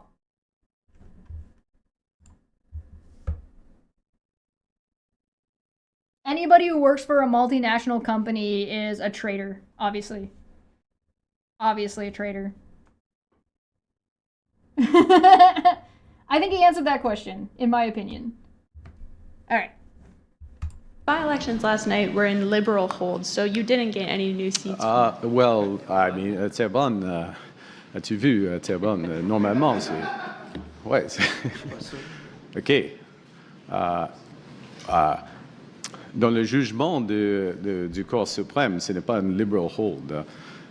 Premier point. Deuxièmement, c'est la tradition, c'est un résultat différent. Et en ce qui concerne, dans tous les cas, I like how he's able to even la sass them proportion in de French. votes It's very funny. pour le Parti libéral a augmenté, a fortement augmenté. Alors, it's a strong... Watch Yuri Bezmenov. Okay, I got a note. I got a note of that. I like being sent bullshit. Strong vote in favor of those individual deputies, and I would remind that we are in a parliamentary democracy. Canadians elect the deputies. We're fortunate that we have 3 outstanding new deputies as part of our governing caucus, Dolly Begum, Daniel Martin, and Tatiana Auguste, and that we accept the results, as I said at the start, with both humility but also determination, because it's a vote for the government's plan, those deputies, and for the government plan. We know we need to continue to work with all parliamentarians. We will do so. Work with all premiers, which we will do. He's basically saying we didn't lose our seats the way Pierre Poilievre lost his seat. Womp womp. Do so. Work for all Canadians. Next question. Prochaine question. Mickey with Politico. The Finland president is in town. We saw you running with him in London. You both love ice hockey. They were playing hockey together. There's video clips of it. It's adorable. Also quoted President Stubb. I would like to point out that the first 9 minutes was him in French and English making his statement, and the rest of the 34 minutes is him answering questions. So I guess what Pierre Poilievre said about him not answering questions was a big fat fucking lie. In your Davos speech. So what do you value most about your friendship with President Stubb? Well, wow. The hockey. Well, as in my role, I mean, he's a remarkable individual. He's many talents. He's a triathlete as well. I'm not going to be doing any triathlons with President Stubb. That would be quite embarrassing from my perspective. Boulder, your xenophobia is showing. So does that mean anybody who has a passport besides a Canadian passport is disloyal to Canada? Because that's just xenophobic at that point, which has no place in Canada and Canadian culture. But what we value as a country is the deep relationship we have with Finland, the alignment we have on just a huge range of issues, from the Coalition of the Willing to support Ukraine. Let's play along, Boulder. Let's play along for a second. So what? Are his policies bad for Canada and Canadians? Yes or no? And why or why not? Because even if he was even if he was totally foreign, he was a complete foreigner, and he had multiple passports, blah, blah, blah, blah, blah, blah, blah, are his policies good for Canada and for Canadians? Because if his policies are good, who the fuck cares? Who the fuck gives a shit? Why does it matter?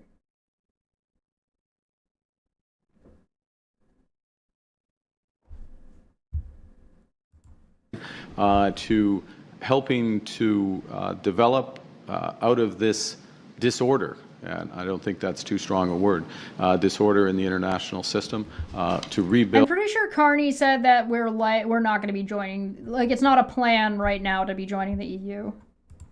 A better system that works for the people of Canada, the people of Finland, the people of the world. And we will have quite extensive discussions both about specific bilateral areas of cooperation, but also about how we can build stronger together.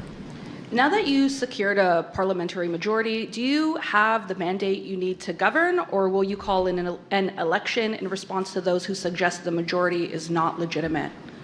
Why would he call an election if Pierre Poilievre is over in the corner screaming about how it's not fair, it's not legitimate, me. Gives a shit. Who fucking cares?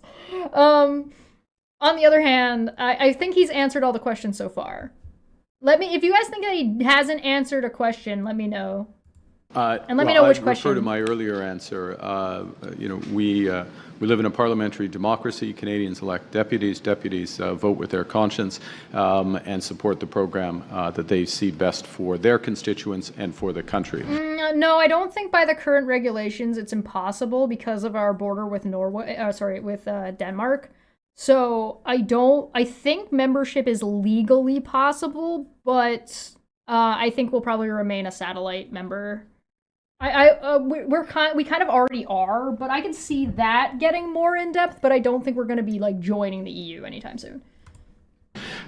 We do have a parliamentary majority now, and poor Boulder can't think for himself and answer a question. Very sad.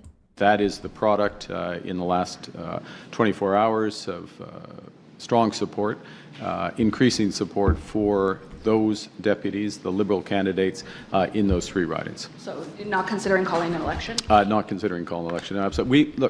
I think very clearly Canadians want government to govern, to take action on immediate concerns such as today, which is what we're doing on affordability. And I would note that the first thing we're doing as a minority government is continuing to attack affordability challenges that we know Canadians are facing while we're building a stronger economy. So we have that ability to move forward. We'll continue to work with Parliament in order to. Canada is not Morocco, and the basis wouldn't necessarily apply to Canada. Put our plan in action. Monsieur. Prochaine question.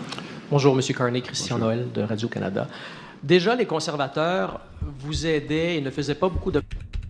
Plusieurs taxis fédérales pour le They maison. might cite Morocco as a reason why Canada wouldn't. Because, if Morocco was rejected, therefore Canada should be rejected on the same basis, but you could argue against that and still win, so.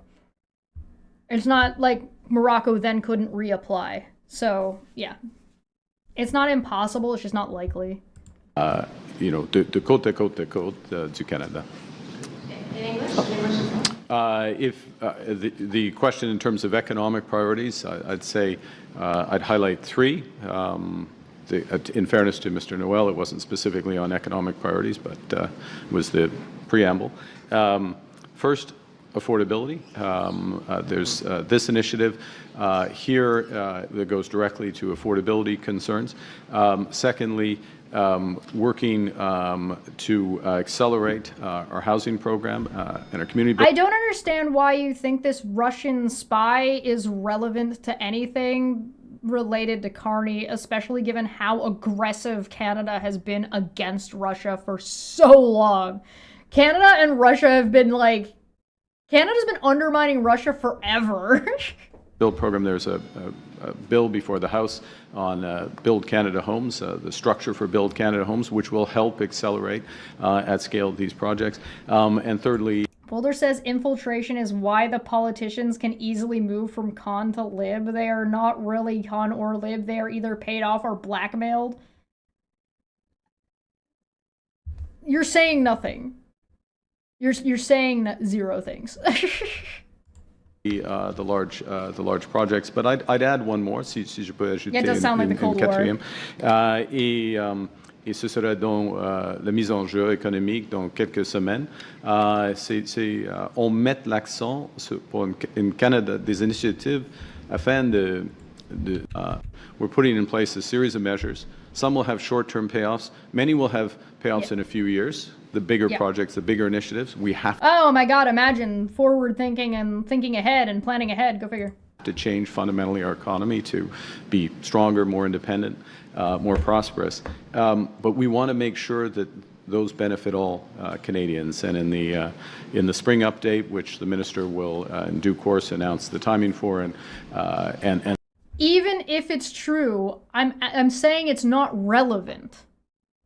I'm not sitting here saying this guy wasn't a Russian spy. I'm saying it's not relevant. There's more than one reason and more than two reasons why politicians change seats or reasons why politicians work across lines.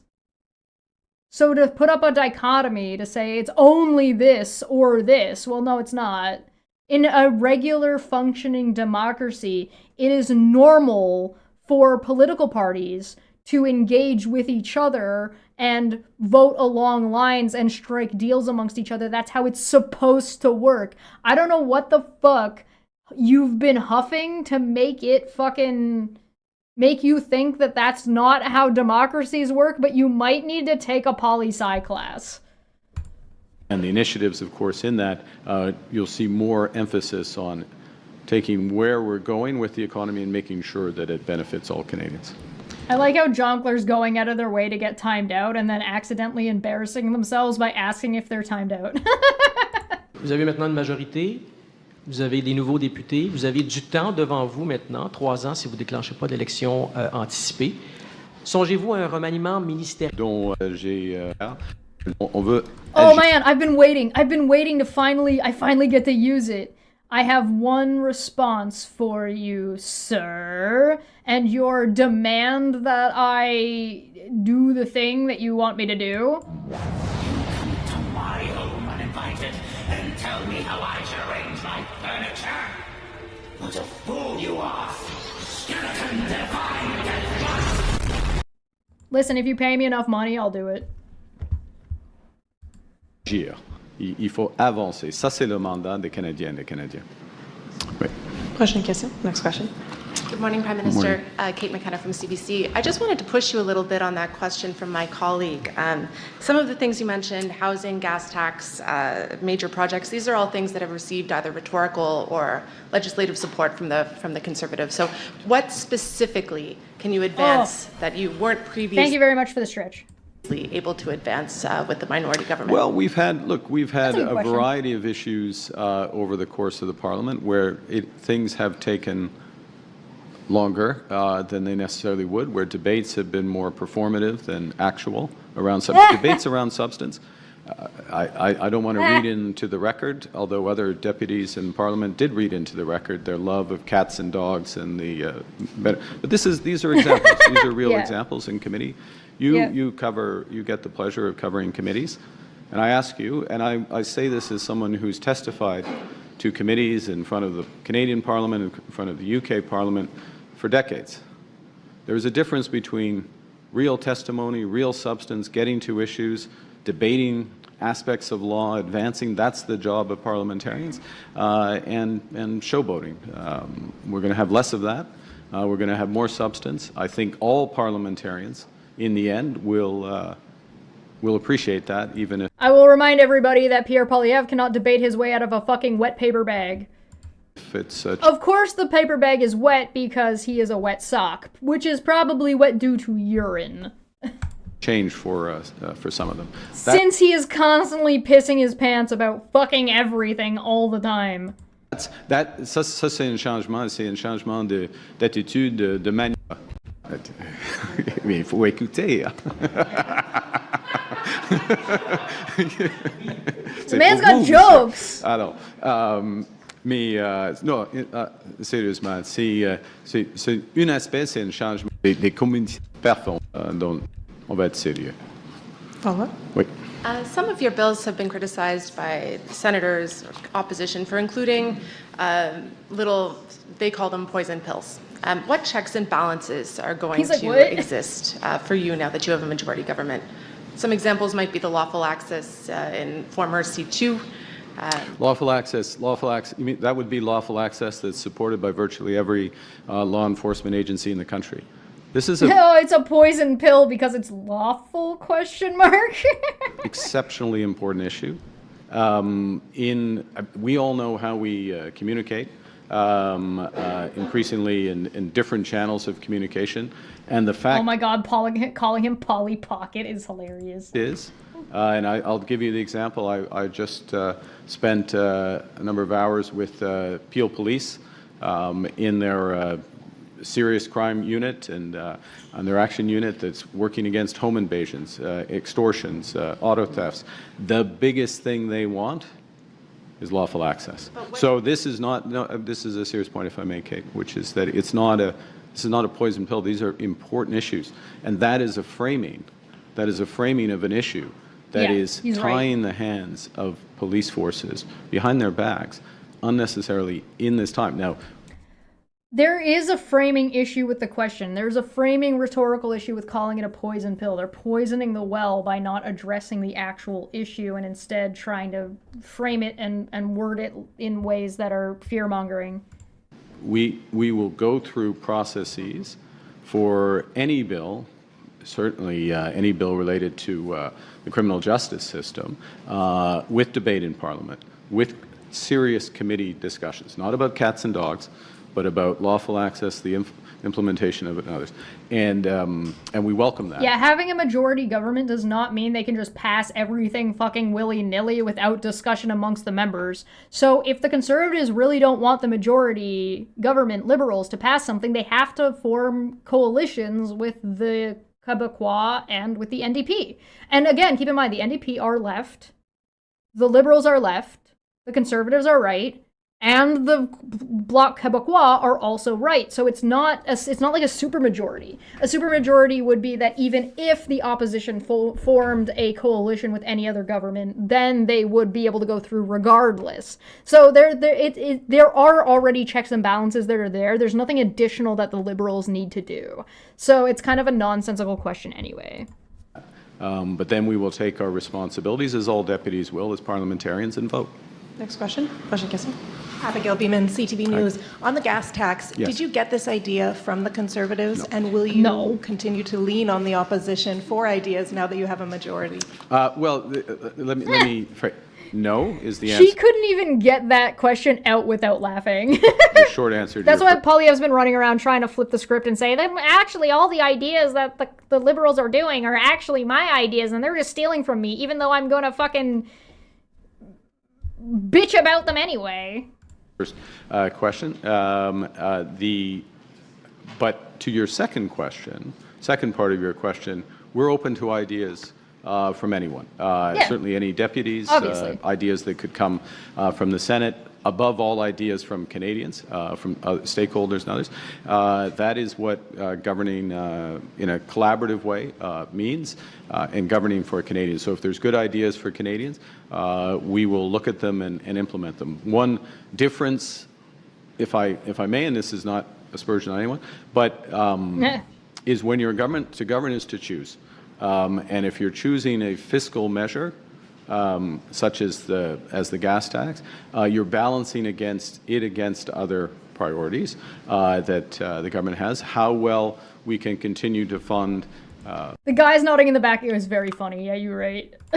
childcare, dental care, health care with the provinces, how we continue to support the vulnerable. What's the best way to do it? And so what you see today with what we're going to put in front of the House, the Minister will put in front of the House, is a balance which takes an additional revenue that we expect to get, returns it to Canadians for a temporary period of time, while the economy adjusts and one would hope while events improve, if I can put it that way, in the Middle East. Yeah. Follow-up. If you were Mr. Poilievre, would you quit today? That's an unfair question. I can't look into the heart of Mr. Poilievre. I respect him as a parliamentarian, as I do the other leaders of the other parties, and we'll continue. I'll continue to work with him and all parliamentarians, as will my colleagues, to advance the interests of Canadians. Next Thank question. Morning, Tonda McCharles, Toronto Star. Pierre Poilievre called you badly educated in economics, and he did. Did he? Wow. Given, so I'd like to hear a little bit. Can I take back my previous answer? No, I'm just kidding. That's a joke. You can respond if you wish. My question, though, is to get your view of how you assess the risk of recession in Canada and the impact on government revenues and people's pocketbooks, given what you just referred to, turmoil in the Middle East that's causing energy and supply chain crunches. So before he answers, this is what Pierre Poilievre said. Not only does this man look drunk, first off, he's pink, and look how pink his ears are. Look how red his eyes are. Holy shit. Yeah, so I'm gonna show you the clip of what Pierre Poilievre actually said, right? So, not have this in my bingo. I did not have this in my bingo card, that the central banker and the dude with a PhD in economics was going to be worse with money than the drama teacher. Did not have that in my bingo card. What I'm saying in all seriousness is that he's planning on spending more money. If I could interrupt you on that, just keep in mind that there's only one. There's one thing that's worse than being uneducated, and it's being badly educated. And Mr. Carney is very badly educated on economics. And that is why he has been wrong on every single economic issue of our time. Every one of them. Net zero, his net zero alliance, which was meant to defund. Net zero is not a fucking it's an economic question in like a one side removal way, but not like it's not a question about our energy sector. That alliance has gone bankrupt.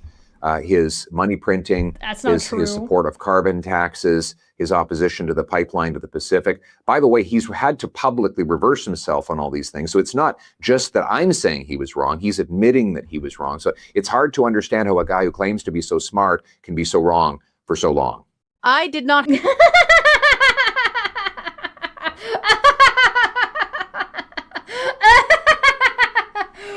God, what a goddamn... you think...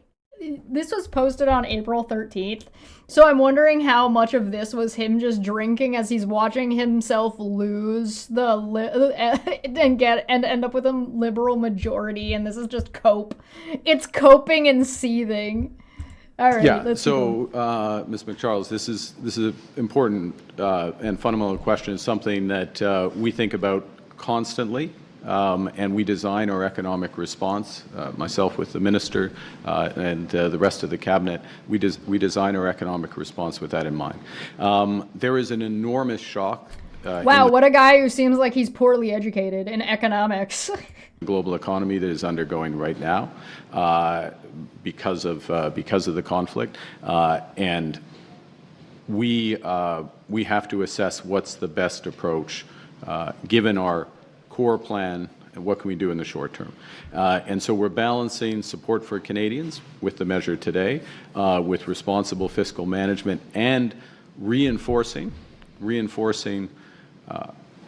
the plan to build Canada strong on housing, on community infrastructure, energy infrastructure, new ports, et cetera, that is restoring investor confidence, both here in Canada and globally. We're rated one of the most attractive places now for foreign investment. I think we're going to see more of that. That's going to help create jobs for Canadians and keep this economy growing. I would note that... Listen, Boulder, you give me the money and I'll watch that video. You can send it in a super chat.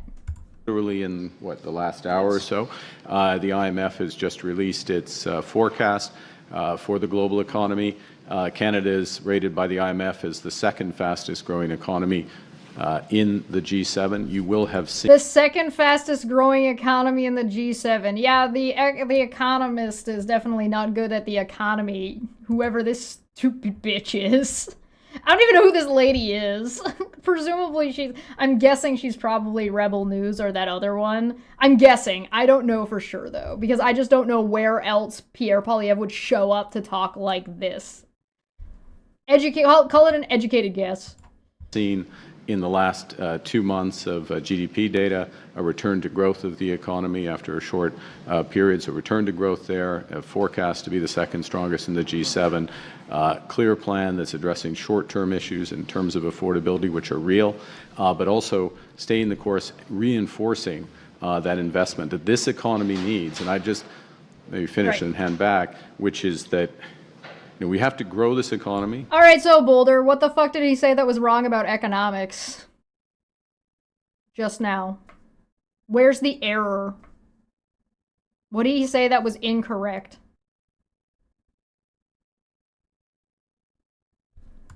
To create the jobs for Canadians, and it's absolutely clear, it's been reinforced again by the events in the Middle East, we have to make our economy stronger and more independent.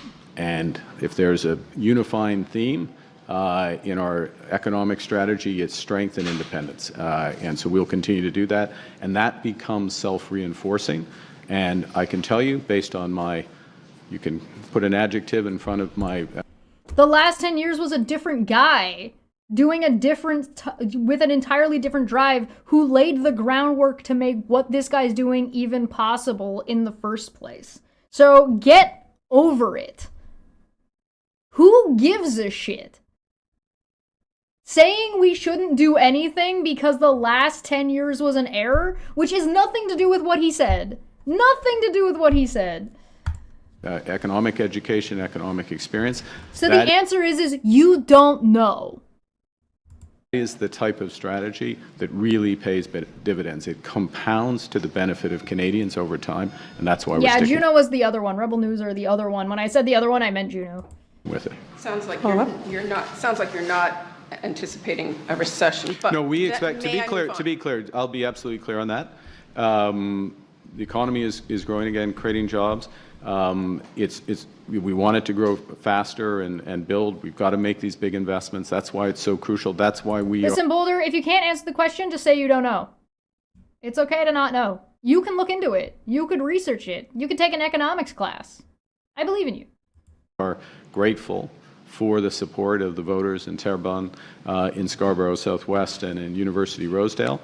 But the expectation, even in the wake of one of the big economic shocks, is that Canada will be the second strongest economy, fastest growing economy in the G7 this year and next, and that is the view of the IMF just released hours ago. Thank you. Nice. You talked about accepting this majority mandate with determination, humility and determination. So I will remind you that this happened on the 14th, and this was on the 13th. So looks like everything this guy said was bullshit. He doesn't know what he's talking about.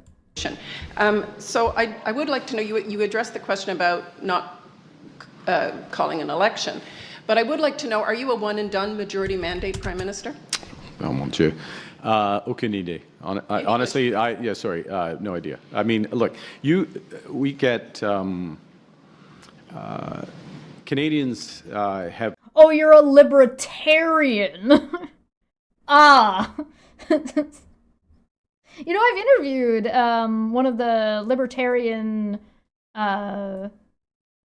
presidential runners from a couple of years ago, if you're interested. Have placed their trust in this government.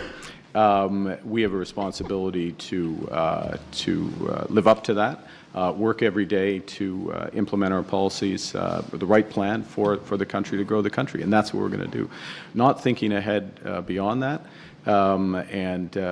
nor Canadians want us. We're here to do a job. We're doing a job. You know, we didn't go out and celebrate last night. Yeah, it's pretty fucking clear what Canadians want, and Canadians are very unified about this direction. It is really just the Conservative Party and Pierre Poilievre literally just dragging their feet and making everything difficult for no fucking reason. Just obstructing and making things, like, pulling teeth with these guys. We were working last night on finishing touches on this, other aspects of the spring economic The person I interviewed was Adam Kokish. Statement, which you'll see in due course. First thing we're doing is focused on affordability for Canadians. We're going to keep building. I'm meeting. Thank you, by the way, for the question about President Stubb. That's an important meeting. It's an important meeting because for our security. It's an important meeting for relations within Europe. It's an important meeting for Ukraine. And yes, Canada should be way less attached to the United States and way more invested in our neighbors that are like literally right, like fucking that like us. we will play a little hockey this afternoon, so it's important for us because we get to hang out with the Ottawa. Libertarians have no actual functional, like it's not realistic. They have it's hyper individualism with no basis in reality and that humans are social. So, like, everything that a libertarian does ultimately breaks down and falls apart almost immediately as soon as it comes to policing. Even if you take out policing, firefighting, hospitals, like, libertarianism falls apart almost instantaneously. Charge for because human society is already built on groups and on being social creatures in the first place, so it falls apart. Half an hour. Thank you. We're coming up on time, so we'll do last question. Boulder, pay attention. I'll jangle the keys. Have you not been paying attention to the last year plus worth of time that what our Canadian government has been doing in the last... You brought up the last 10 years of mistakes. Trudeau, during his time, was starting to decouple us from the United States, so now you're telling me that the last 10 years was actually a correct move in economics. Can you keep your story straight? No, you can't, because you don't know what your story is and you don't know what you're talking about. You're trapped in some video from a guy from Russia from 1984. Question? Good morning, Prime Minister. On prend deux questions, Madame Buzeli. Oui. Laura Osmond with Logic. On the excise fuel tax, how much do you expect this to cost, and why have you decided to go with such a broad measure? Which is Bill Kelly sent PP an Economics for Dummies book. Oh my god, like the Bill Kelly podcast guy, that guy. I've watched that guy. He's fucking. I enjoy his commentary. Oh my god, I would love to have him on. Probably on Debate Hub, not here because I'm too much of a fucking goober and I wouldn't drag him down to my level. But on Debate Hub, hell yeah. Been criticized when it was the Conservatives raised it as unnecessarily expensive and difficult to reverse. Why have you decided to go with this rather than more targeted measures for people who need it most? Well, we did this is targeted within the overall gamut of things we can do. I'm the kind of person who thinks that every type of governance kind of has a place. It's just a matter of balancing them. So you got like a bowl of spices and you want to have the right amount of each spice. You spill a bunch of pepper all over your fucking food and it's not going to be any good. So if you want like a fucking dash of libertarianism in like your overall governance style, I think that's okay. If you want a little bit of laissez-faire here, you want a little bit of communism there, you want a little bit of capitalism here, you want some socialism there, I think that all makes sense. It's just a matter of debating and discussing where the balance is for each of those things and where they should be applied and where they shouldn't. So for example, water Everybody needs water, everybody needs shelter, everybody needs food. These three things should not be run by capitalists exclusively. Period. End of sentence.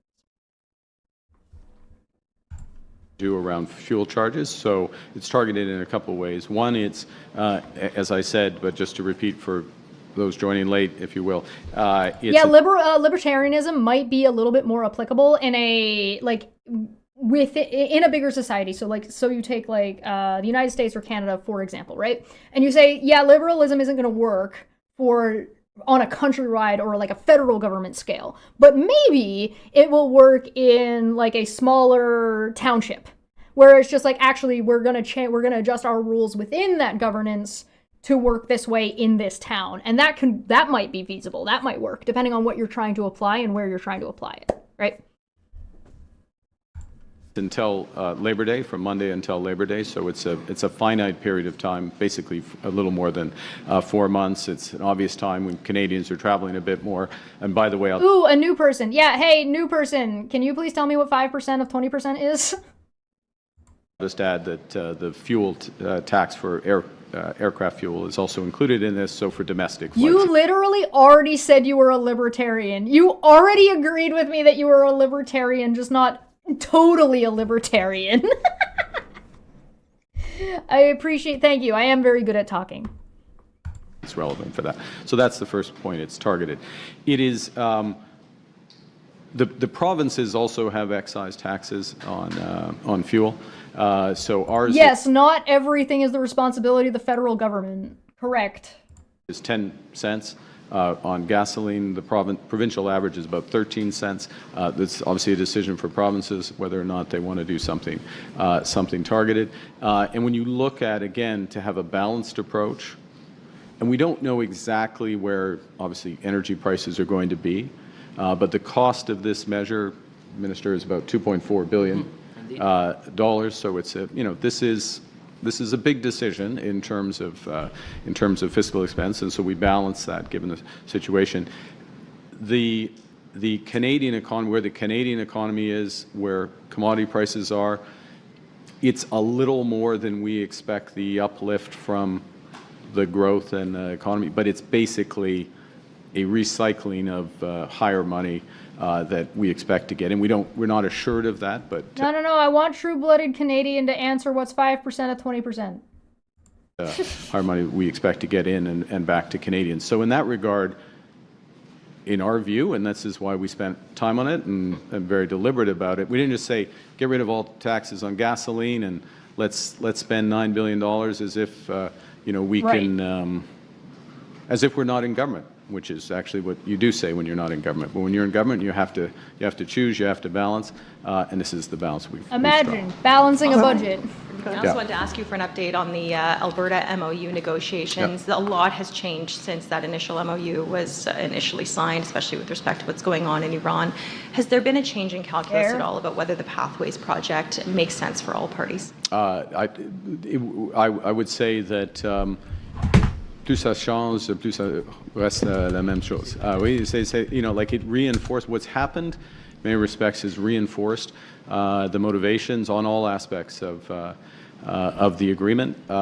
It's reinforced the importance of energy security here in Canada, but also in our potential partners, including very much in Asia. So there's even more interest in.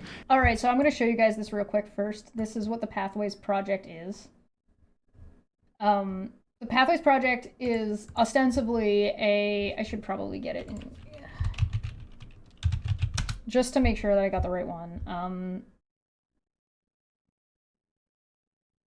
So this is the Oil Sand Alliance, right? So the Pathways project is about, like, here we go, Pathway project. Canada Natural, blah, blah, blah, blah, blah, blah, blah, Suncor, proponents of a major project in northern Alberta. Once operational, it would transport and store carbon dioxide captured from the oil sand facilities. All right, that's what this is. That's what this is about. I'll give you guys the link so you guys can look into it more specifically. But we can talk about it more on another day. but we're right at the end of this, so I just want to in what the Alberta Agreement could unlock. It's also reinforced interest It in must be part of one of those projects that aren't happening. the overall energy transition, of which the Pathways project, your specific question, can play a part. So we're making good progress. They're very constructive negotiations. These are serious, detailed discussions, negotiations, but really discussions, because we're not just advancing specific projects, but we're setting up the framework for major investment in Alberta and across the country for decades to come. Thank you. Question. Last question, Hélène. Madame. Hélène Buzetti, les coop. Juste revenir sur cette annonce aujourd'hui. Quelle garantie avez-vous? Garantie, mais quand nous avons assez, en effet, de près, la performance. Que le prix de l'essence a atteint. Pas coincé, pas d'autres initiatives d'améliorer, mais mesures sont. Thank you. Okay. Yeah, that was the end. So, do you guys think he answered the questions? One in the chat, two for turn. No, I think he answered the questions. I'm pretty sure he answered the questions. The only post I lost in my thing here was what was it? The Canada. What did we look up? We looked up Canada in... Whoa. Turn that down. Holy balls. That was a little bit loud. Canada in the G7. Was it the GDP? I don't remember. You know what? Let me check my history, because it'll be in there. History. Open history page. Hold on, let me find it. Nirvana fallacy, traveling, Alto project, natural resource project, wealth and debt services to household. Oh, here it was. Key facts about Canada's competitiveness in foreign direct investment from September 2025. Okay, this was the one I was missing from the links that I'm going to add down to the thing. Down in the description down below, so if you want any citations or whatever, there they all are. Yeah, do you guys have any questions before I wrap it up here? Because we're about done.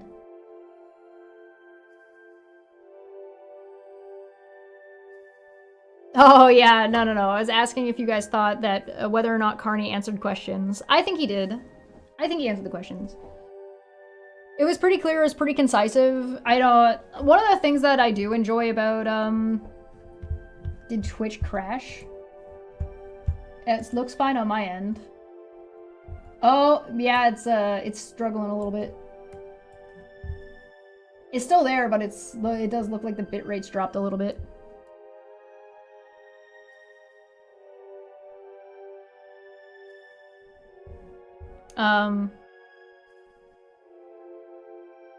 One thing about Carney that I do seem to enjoy is that I don't feel stupid. Like, I don't feel like he's talking down to me.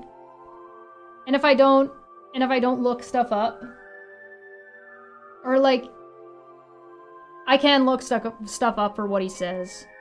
It's pretty easy to find. As opposed to Polyev, where I feel like every other sentence I'm like, what are you talking about? Which browser am I using? Brave. I'm using the Brave browser. You just got kicked out. No, I think Twitch is just struggling. It looks like the session even restarted, so that's wacky. I think it might have legit just shut us down and then brought us back. You're still using Chrome? This is Chrome. This one here, because this won't work if I don't use Chrome, so I use Chrome for this. I do watch and review political, but you literally watched me just now review both fucking goddamn Pierre Polyev and Mark Carney, my guy. What do you mean? And also, yeah, I watch conservatives all the time. That's pretty normal. Some Bill Kelly. He'd come on your podcast? You think he would? Do you think he would come on Debate Hub? I don't know what I would ask him about. I guess I could just, like, do a little bit of an interview with him and ask him, like, what he thinks about, like, the current directions.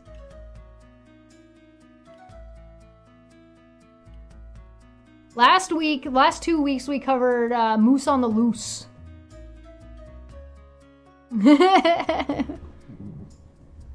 The moderate conservative unicorn. Yeah, where will we find one day? One day, I believe on our hunt, we will find a moderate conservative. I hear they exist. They exist allegedly. Oh, we're back. Good job. You use 2 different browsers? I've got 2 different browsers open right now. I'm using Brave for the stuff that you're seeing on screen, and the chat is in Chrome. Bring Doug Forn on. Why? So I could just waggle my finger at him? Yeah, go ahead and, Boulder, go ahead and check the backlog. We got lots. It's a whole playlist called Canada versus MAGA. You can go check that out. I also do, like, other stuff, but yeah. They exist. I think that the issue with a moderate conservative is that they don't tend to exist on the internet. Because they get bullied, either by conservatives or they get embarrassed by liberals. That seems to be the situation they're in. Zell, send a super chat. Thank you so much for 5. That says good stream. Thanks. Thank you for helping me do this. Consider becoming a member or a Patreon for a whole $1 Canadian. It's like nothing if you're paying in not Canadian dollars, I think. You get extra access to all kinds of shit. Moderate conservative depends on your perspective and doesn't reflect reality. Well, everything depends on, like, everything is relative, but I'm talking, like, on the standard political scale that has not been... Bro, stop, shut up. The standard political scale, not the one that has been horrifically tainted by the United States and listed so far to the right, where even their left is right anywhere else. So you can find, like, your standard political scale, so... Yeah, it is a little bit... It says nothing to say that, like, perspective is a thing. Yes, we know. We know that perspective exists. You definitely nailed the talking. Thanks! I know, I'm a stinker, aren't I? Who knew perspectives existed? Oh, no, not me. Perspective. Something, something, something landing on the moon, something, something, triangulating the, height and distance of the, space station. It's 1 European pound. So unless you're broke yourself, taxes to the Goblin Queen. Yeah! Don't be broke, send me $1. Don't be a brokey. Seen some local businesses are starting to refuse to take American currency or only taking it on par. Yeah, I've seen that too. I read about it. I haven't seen it locally, but that's interesting. That's if I had never explained that Canadians are fucking petty, Canadians are fucking petty. We will 100%, that will happen, and that'll get worse. It's only gonna get worse from here, guys. Buckle up. Shit's about to get crazy. I am really expecting there to be what's the word I'm looking for? Not a drought, but like I keep forgetting the words. Plague, pestilence. What's the word I'm thinking of? There's not gonna be food in the United States, and a lot of people are gonna starve. A lot of people are gonna die in the United States in the next handful of years because of what their government has decided to do. You got a raise! That'd be crazy. Good shit. Congratulations on your raise. Famine! Thank you, yes. Famine is exactly the word I'm looking for. Yes, there's gonna be famine in the United States. In Detroit, lots of... Really? Mr. Fear said in Detroit, lots of restaurants are offering Canadian at par, and it's not working. Well, it doesn't surprise me that it's not working, but they're actually doing that. They're treating Canadian dollars like they're US dollars. That's like such a markdown. Or a markup, I guess. Wow. You've never even seen Canadian money? Does it have maple leaves? Yeah, of course it's got maple leaves. Where's my... Hold on, I'll show you.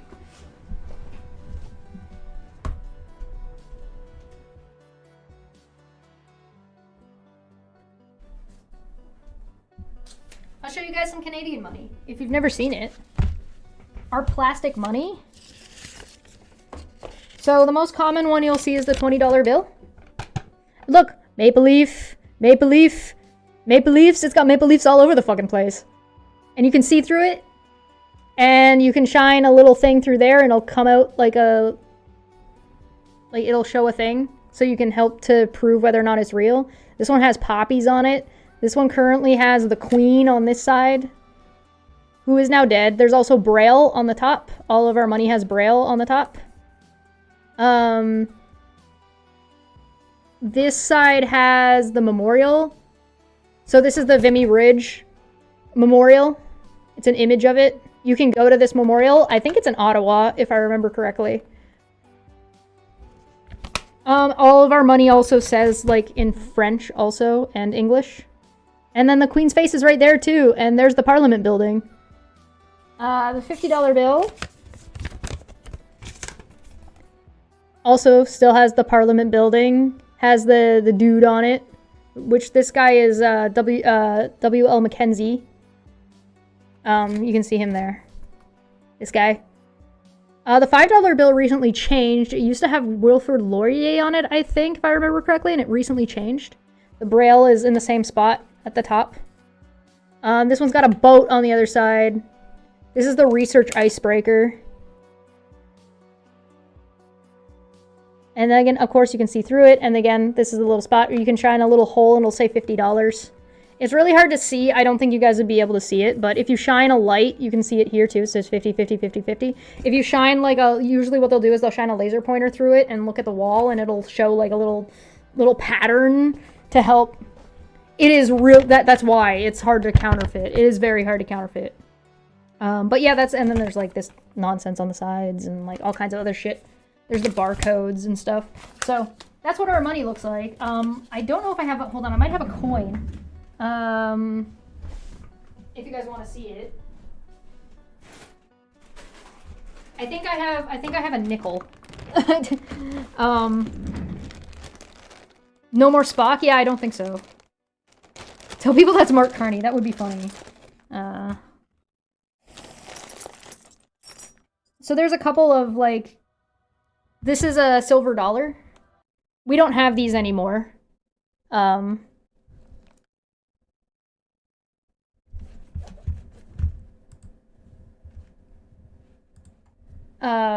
This one is from 1953. Whoop! It's got some guys canoeing on it. I don't know if it'll, like, if I can get it to be clearer. And it has Queen Elizabeth II on the back. This is also Queen Elizabeth. We used to have a $2 bill. It had a robin on it. Let's see this one. This one is 50. This is an really old 50-cent coin. We don't have these anymore either. Who's on the back of this one? This one also like a lot of our money has Queen Elizabeth on it because she was alive for a really, really long time. Here is a current 25-cent coin. It's got an elk on it. Why did the music stop? Oh, there we go. It's also got Queen Elizabeth on the back. This one is from 1969. So this one was printed. This is it still looks the same right now, so that one hasn't changed. Here's a nickel. This is a nickel from 1966, but our nickels look the same. It's got a beaver on it. Ta-da! But yeah, that one still looks the same. I don't think I have, like... Yeah, I don't have a loonie or a toonie in here. Just some, like, silver dollars. Here's a penny, I think. Yeah, here's what the Canadian penny used to look like. I mean, it still looks like that, but we don't have them anymore. It's got a maple leaf on it. It's got Queen Elizabeth on the back. This one's from 1983. It's just got maple leaves. I don't know if I can get it to... It's a little hard to see. Maybe I can set something up to make this a little bit easier to see for you guys for another day. If you guys want that, I can... Because I can, like, lay them out, like, down here, so that way they'll be, like, visible better. So if you guys want me to do that and just show you guys some money, I can do that.